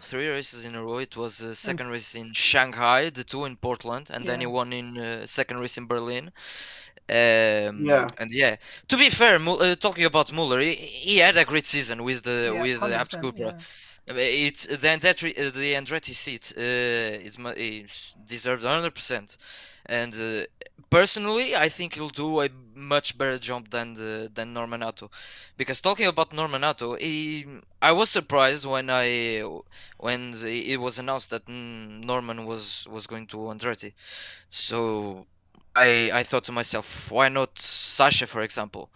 I know that Sasha is very keen on that Nissan family, but yeah, to see Nato instead of Sasha, of course, working with the world champion at the time with Jake Dennis, I think for me it was a bit of a shock, but yeah, seeing Nato, it was much better than Nato was much better than Lotterer in season 9. 100%. But still underwhelming. I think Nato was putting on better performance, but it wasn't like it was getting better. It was like Jake didn't also put on some great performance. They both seem to struggle. That's why I was like, I don't know what he's done to deserve losing his seat, but it is what it is. And Muller does. I must admit, Muller does give him a chance to sort of push on, right? So, Ricardo, I'm so sorry, we've run out of time. But I've absolutely loved talking to you. Do call back. I'd love to hear a little bit more, but just push for time, unfortunately. But thank you so much for coming on and joining the Discord. Means the world to us. Yeah, thank you. Thank you very much. Good night. Night. Okay, what we're going to do is we're going to bring in Jack Smith from Motorsport Week. Jack is with us now. Thank you so much for waiting. We've had a great night, Jack. It's been going well. The calls have been flowing in. Everyone's missing Formula E, so that's always a good sign. Aren't we all? Yeah, I know, aren't we all? But while we've got you here, we wanted to talk. I know what we wanted to talk about to start. I hope you've had a nice summer, by the way, and had a nice rest. Yes, I have, and I hope you have too, guys. Yeah, I know. I've chilled out a bit. It's been nice just to chill out. But then, getting the end of August, the itch to sort of get back to doing stuff was needed. But we want to talk Thailand and the season calendar, because obviously we're expecting to go to Thailand, but I know there has been 1 or 2 little developments on that, and maybe you are the best person to tell us a bit more. Well, we've obviously had political unrest in Thailand, which is now throwing the possibility of an E-Prix there completely up in the air. We know that it wasn't confirmed on the calendar, or the provisional calendar that we've got. It was to be determined, but we all were kind of the opinion that it was going to be Thailand, and especially given that Thailand was going to have a Grand Prix in about 2 years, it was also going to be quite a big thing. Formula E, first single-seater series to have a race in Thailand. Doesn't look like it's probably going to happen now, and now it's just a waiting game to see that. Just to see if it is going to happen, or if it doesn't, what's going to take its place. Exactly. What are the options? Because I can think of two that are very obvious options, which are Marrakesh and Valencia, which we should be able to call it. Just glue Marrakesh as the backup. But Marrakesh should always be the backup, in my humble. If I had to go there in July, like, Good times. it should always be the backup. If I had to go there in July, why isn't it always the backup? Yeah. So, Jack, what are you hearing in terms of possible replacements? Well, what I heard is that they were going to fall back on Berlin. Now, whether it was going to be Berlin instead of the date that it's got in July, is the penultimate weekend, or it was going to be sort of shoehorned in and there was going to be 2 weekends in Berlin, I'm not sure. But that was what I'd been hearing before the season had even ended. But now a lot of things have gone a bit quiet on that front, and I wouldn't be surprised. I wouldn't be surprised if it is Berlin, but I wouldn't be surprised if it's somewhere else. And I think Valencia is probably going to be pretty high on that list. I mean, Valencia in March is doable. It's just warm enough. Berlin in March, bring your raincoats and big puffer vest. That's the logic I would say as well. Yeah, I think from the point of view of track temperature and general weather. And Marrakesh would be fine, and it'd be beautiful in March. Do you know what? I'd throw that in. Why not? I'd chuck that in. But I wouldn't be surprised if either of them do. But I would say to a certain extent, Valencia is the most logical. Obviously, Berlin is logical in the sense that you can put that track together in a very short space of time. But obviously, Valencia is a track that's already there. It's where Formula E is moving to. Yep. They may well want to go there. It's just whether the drivers are going to want to actually race there. Testing's one thing, racing's another. We don't want a Mazzano situation, which is why that's probably not even on the list of tracks that are going to be possibilities. Yeah, it's a shame that we've lost Italy, I must admit. Yeah. What are you hearing on the driver front? Obviously, we've had Taylor Barnard join. We've talked a lot about that. Interesting. I don't know what you're hearing around Envision. If we are expecting the same lineup going into next season. I wouldn't be surprised if it is the same lineup, to be honest. We obviously have from what I've had a look, and I think obviously it depends on calendars being finalised. We just have one WEC clash again. Yep. Which I believe is the Interlagos round this time. Yeah, it's Interlagos with Berlin again. Yeah, Interlagos with Berlin again, exactly. So obviously it wipes out the possibility of them racing. I wouldn't be surprised though if Envision do. Maybe that's why they wanted to move Berlin. That's also a possibility. There's also a possibility because I actually think that Envision want to keep the drivers they've got, particularly given that once there was a slight hint of either or both of them losing their drives, they ended up being really good. Yeah. I mean, irony, that isn't it? In Portland. Yeah, I think they'll say the same. And obviously, if Sebastian Buemi, Lucas Di Grassi, Sam Bird, even Jean-Eric Vergne, you can put into that category. Da Costa, the 5 that have been in it pretty much since day one. I know Jean-Eric was a couple of races in, but I would like them to have a good send-off at some point if they were to. The amount of service that they've given Formula E since day one, I would like them to have I would like them to be a bit like Rubens Barrichello, where they were.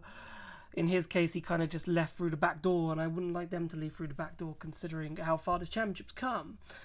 But yeah, I think it's an interesting one. We were talking earlier a little bit about Apt. With what you're hearing, we're hearing this rookie idea. With either Calvin van der Linde being named or Tim Tramitz, which I'm really struggling with pronouncing. I need to learn it. Nits. That thing in the city centres that sort of moves. It's a little bit like that. It doesn't. And then nits, the thing that you get in your hair when you fly. It's literally what it is. I know, but for whatever reason, it doesn't roll off my tongue as easy as Fenestras. But anyway, what are you hearing around App Lola? Because it seems to be very quiet. Yeah, I mean, I'm on the same wavelength as you guys. I think it could very well be Tramnitz or van der Linde. I wouldn't be surprised. I mean, van der Linde is having a nice sort of purple patch in DTM at the minute, and I wouldn't be surprised if he's got half an eye on on getting into Formula E. Tramnitz, I suspect, is another possibility. They might want a German driver in there to keep that kind of to keep that with sort of in conjunction with the Abt name still being there. Yeah. They have spoken to other Formula E drivers, established Formula E drivers, as far as I'm aware, and that includes Ticktum, who I would absolutely love to see in that car personally, because I actually think that, to be honest, I don't want to get too overhyped about it, but I do think that the Abt Lola, if they get it right, I think they could be quite quick pretty early on. Yeah, they're doing and if they get that right, testing right now, and they're being very public about that. They are. They're one of the few teams that are being very public about their testing. I think them and DS Penske really, and a little bit Mahindra as well. Yep, I think 1,600 kilometers they posted the other day. I think how much they've done. Yeah, I have someone who I work with who lives close to the airfield where they do a lot of testing, and he's seen both the Mahindra and ERT there. So yeah, there's plenty of testing going on. Yeah, there's a lot going on, and I think it's obviously it was logical in a way to keep Degrassi on because there's a sort of status quo thing about it. I know that he, to a lot of people's amusement, he was 23rd in a 22 drivers championship in season 10. But I think to have someone that experienced, particularly when a team is transitioning with a new manufacturer, probably just makes sense. It's just a case of whether they go with another experienced driver, or they go for someone a little bit younger in that other car. But yeah, I want to talk about Dan Ticktum actually, as you mentioned it, going into the Abt Lola. It was really interesting that he was on Twitch the other day and said, he doesn't really have a contract for next season. We're assuming he was going to be in that ERT. And I think for Dan, obviously, Formula E is big for him. Like, he needs to make sure that he's in Formula E, because I don't know what other category he would end up at, another category, but I don't know where he'd go and how long he'd have to wait for an opening. So I think Formula E is huge for him, but maybe that could be part of the conversation, actually, that, why he doesn't have that contract. And he said to me 2 to 3 weeks he might know where he is. We're past that now. So, maybe a move to Abt Lola maybe is not as far-fetched as one can imagine. I don't think so. I mean, I think some of the things that he said over the London weekend were pointing in the direction of him staying at ERT. But as you say, he's alluded to the fact that he doesn't have a contract. Is it going to roll over into another year extension? Who knows? With no disrespect to ERT here, I think that Dan is a driver far more deserving of a competitive seat in Formula E. I think, there's times where he makes the odd error and he needs to iron them out, but I think that he's matured a lot as a racing driver completely since he's been in Formula E. I believe, if I've got this right, he has no penalty points on his license at the moment. Yep, exactly, and I think that, to be honest, there's been no real controversies. Yeah, he's been vocal on his radio on occasions, but aren't all Formula One drivers? It just seems the reputation with Ticktum makes it stick more when he does it for another time. So as far as I'm concerned, he's kept his nose clean. He's been, pretty conservative in the way he's spoken in the last couple of seasons. And I think that, to be honest, if a team like Abt Lola wants to take him on, I don't see what the risk is. I don't think there is one. He's a talented driver, and I actually would anticipate that if he was in that car, he'd outscore Degrassi. Yeah, I think most people would as well. Jack, thank you so much for coming on. No, thank you. And giving us a little bit of an insight there, really good insight. Looking forward to hopefully talking to you soon. We've got a couple of FE bars scheduled, dates not announced yet, but we've got a couple in mind that we are going to do, so hopefully we'll have you back on and find out to be determined, yeah, TBC or whatever it is that Formula E always used to be announced. They love it. They love it to be announced. TBA is to be announced. TBC is Taylor Barnard confirmed. Yeah. Oh yes. Thank you. Here all night. Bingo bango. Jack, before we leave though, favorite cartoon. Favorite cartoon? Simpsons. Oh yes, at least someone said The Simpsons. I'm glad. I didn't actually think, right, when when we said about favourite cartoons and something to talk about as an end, I was thinking more like we had SpongeBob earlier. I was thinking SpongeBob, Fairly Odd Parents, Jimmy Neutron and things like that people may have watched. But then people the Cramp Twins. Yeah, the Cramp Twins, and like Ed and Eddie, like some real classics. Pinky and the there. Brain. Yeah, there's so many out there. But The Simpsons, I'm glad you said Simpsons because I can't stop watching it myself, and I've literally watched that all my life. Although the new ones I'm a little bit indifferent on, but the classics are the classics. The classics are the classics. Jack, we'll let you enjoy your evening, and we'll talk to you soon. Thank you, chaps. No worries. See you later. Cheerio. Bye. Right, we're going to have a little bit of extra time. Yeah, let's get James on. Well, James currently is deafened. So, James, if you are listening to us, you need to undeafen yourself, because if we drag you in, you'll have no idea that we've dragged you in. Right, so what we're going to do... There we go, he's undeafened himself. He's in the call. James, welcome to the FE Bar, and the power of asking if people are listening. Welcome to the FE Bar. What would you like to say? Good evening. Good evening. What would I like to say? Where to start? Well, there's a lot happening at the moment, isn't there? I know, there's is a lot going on. It was a good time for a show. It was. No, I've just been having a browse around looking at what might be possible, and obviously there is a lot of things that could happen because there's a lot that is unconfirmed at the moment. I think Envision probably stay the same. Correct, yes. Pretty safe bet. Nissan's looking the same. I'm surprised that Porsche haven't confirmed either of theirs. To be completely honest, I am very surprised that they signed them on multi-year deals, but Formula E don't take year to year.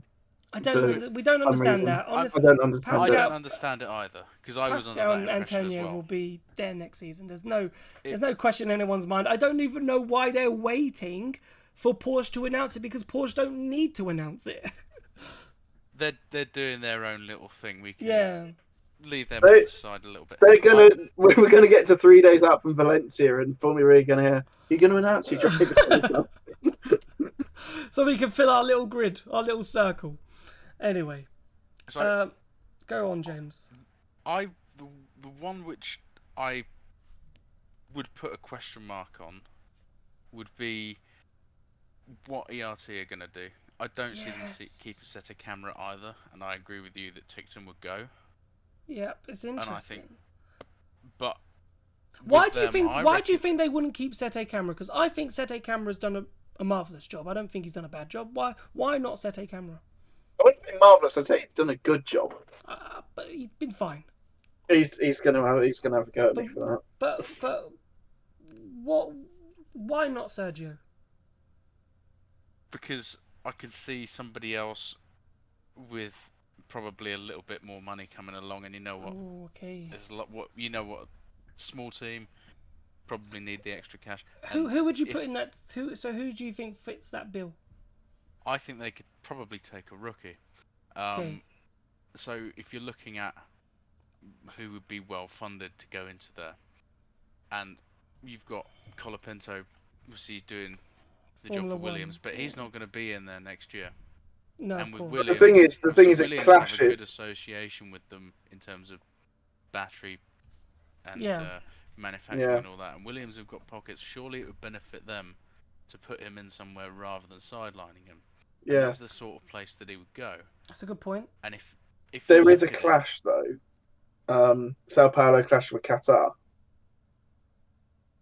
Is it Qatar or the final race of the season in Abu Dhabi? I think it's the final season race in Abu Dhabi. But yeah, there would be a clash there. That is a good point. But he could miss the first race of the season, and they could put a reserve in. Who knows?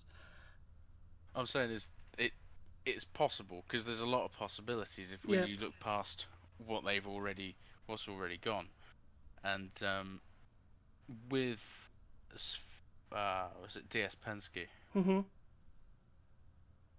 That's pretty much a done deal. Yeah, we've gone for 100%. But the one which I'm most surprised about, I'm surprised that Degrassi didn't just walk away. I know it's his thing, but I'm surprised after last year he didn't just call it quits. I am too, but I just think I'm not saying he's too proud. When you speak to Degrassi like we have, the passion's still in his eyes, right, for Formula E. he's still very passionate about it, and he generally loves it. Yes, the results aren't good, but that's why he's jumping from team to team. I don't know why he left Venturi. I can't remember the reason why he left Venturi. He left Venturi because Mahindra was supposed to be his little retirement project, and then that went tits up very quick. Very quick. Because obviously Venturi became Maserati, and Maserati were a half decent side, and he wasn't bad in that season at Venturi. He was good, he was solid. But I just think there's a passion for it. I did interview him and ask him, because he's very political, if he wanted to go into F, but he doesn't. I reckon he'll be some sort of team principal in the future. Where, I don't know. Could be even be maybe at Lola. I don't know. I'm talking about Seta Camera. I reckon I would like to see him move over to Lola. Okay, yeah, I think that'd be a good going to keep, if they're absolutely intent on keeping Di Grassi, why not take Seta Camera? He would jump over there straight away from ERT. Yeah. There would be no questions asked. Yep. Yeah, all Brazilian lineup at Lola. Of course, and I don't see Ticktum moving. Yeah. Yeah. The thing, I would like him to move. I don't see it happening. I would say ERT. I reckon that they could maybe next season have a shot at Zhou Guanyu. I can't see, obviously, because and you are right, Jack. It is Abu Dhabi that it clashes with. I thought the season ended a week later, but yeah. So the first race of Formula E this season, in season 11, clashed with the final race of the F1 this year, and so yeah, I can see. I think Zhou will come to Formula E, not this season, next season, in season 12, and I think maybe a tie-in with ERT because it's Chinese team, Chinese driver, that might work there. But again, that's not this season, but that's looking forward. That is something that did cross my mind, but I very strongly question whether he would even be interested or even take a second look at it when you've got, he could potentially go to the States, IndyCar, you've got WEC, you've got IMSA. I think he might prioritize Formula E because it's more a World Series and they want to be big in China, so it's money at the end of the day. Yeah, and the fact that it's Shanghai. Money. I reckon for Zhou, whoever pays the most, if IndyCar pays the most, he'll go to Indy. Well, he's got massive sponsors. He's got massive sponsors. At the end of the day, he still wants to get paid. It's not about he wants to get paid. So wherever his paycheck would be highest, I reckon he would go. Which is, to be fair, what most people would do, right? That's why people are in football about going to Saudi Arabia, right? It's, you go where the highest paycheck is. So yeah, it's an interesting one. I must admit, it'll be interesting to see what happens over the next couple of weeks, and obviously we'll have a couple of more of these to sort of discuss what happens and if there are any surprises. The last little thing was going to be, I'm very surprised that Nissan didn't can Fenestras. See, I would have kept Fenestras. Why would you have got rid of him? And I'm not. Plenty more fish in the sea. Yeah, there's plenty more other drivers who could potentially do much better. I like this. It's like I love everyone's cutthroatness to it. See, why I would have given Sasha, because I think in the first season he proved he was quick, and then for whatever reason, this season didn't go to plan, and then I'd put my arm around him as a team boss and go, look, I believe in you. But next season, it has to be like the first season, right? We can't have this again, right? So if you can go back to qualifying on pole, right, in races that he did, getting the fastest laps, fighting for podiums, I'm happy. And he's proved that in his first season in Gen 3, so he needs to get back to that. So I'd put an arm around him and say, look, because the speed was there, like he was so quick as a rookie. And he said he went into this season with the wrong mentality, and he's reflected a lot. So I'm like, okay, you've reflected, go again. But he's got to hit the ground running. He can't be a mid-table. He can't be being beaten by Roland. He's got to push Roland. If he doesn't push Roland, then I agree with you. At that point, I get rid of him. But I'd give him another season for that. But I understand your point. If he's by mid-season, if it's still the same story as last year, there will be a mid-season change. I don't think they'll carry on with poor form for very long, because especially if they want to fight right at the top, because they're looking at potentially fighting with Jaguar and Porsche a bit closer this year. Yeah. If they've got one driver who's lacking, how long are they going to stand for that? Yeah, 100%, and I agree. So that's why I'd put my arm around him and say, look, I believe in you. Go and prove it. Prove me right. And if you don't, then you know what's going to happen, mate. And just make it clear. And he knows, because that's it now. He's only got 1 year left on his contract. So and that might be the kick up the backside you need just to, get it into gear.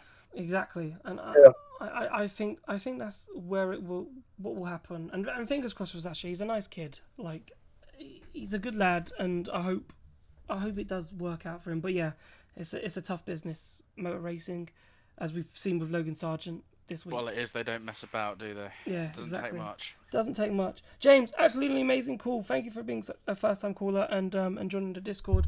I'd love to have you on another day, chat about Formula E at some point later down the line. Absolutely. Cheers. Cheers. Have a good evening, and we'll speak to you later.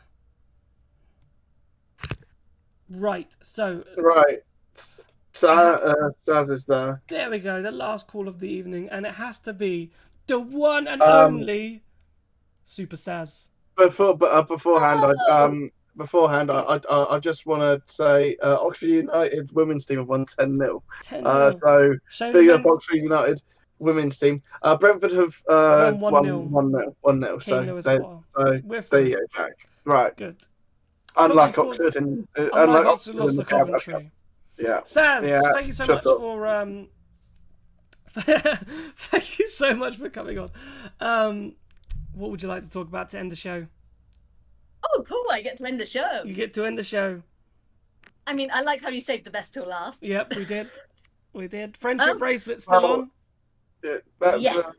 I don't want to interfere with it, so it's there. It's in the mic. Oh, that's cute. You should definitely I've put it on the mic. Yeah. 100%. I put it on the mic. I'll bring it to the track and everything, but it's just there for safekeeping because I don't want to wear it in the bath. I'll just keep it there. Special occasions, you've got to make all the other media jealous. Yeah. 100%. 100%. Yeah. So, what would you like to talk about? I don't know. What have you spoken? We've spoken about it pretty much everything. So just give us your opinion on whatever you'd like to say. Okay, I reckon Nico Muller's going to get his first win in Andretti this season. It's happening.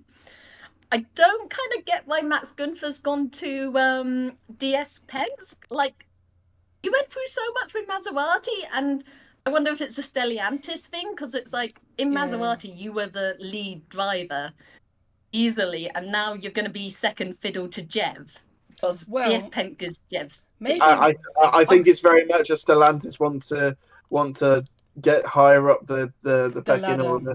And so they picked the two best Stellantis drivers from last year. And maybe he's seen it as a challenge. To use Thierry Henry as an example, when he left Arsenal to go to Barcelona, he said, I needed a challenge. And maybe it's the same for Gunther. He wants that challenge of going against Jev, going against one of the best drivers and beating him in the same car. Maybe that's a challenge he wants. I definitely think, he'll give Jev a good one for his money and also learn a lot from Jev. But definitely be more of a challenge than maybe Jev's expecting, which would be fabulous. Because we thought Stoffel would give that to him, but it didn't turn out that way. No, I'm like intrigued to see how Stoffel and Maserati and Jake Hughes are gonna go. I mean, McLaren, why did he leave McLaren after being their rookie for years? Interesting. It feels like more of a Jake decision than a McLaren decision, but I'm here for the new Maserati lineup. It's either going to be brilliant or just disappointing. Yeah, that's the thing. 2 new drivers, a whole new team to learn, new powertrain. Apart from that, for Van Dorn, he doesn't have to learn too much of a new powertrain.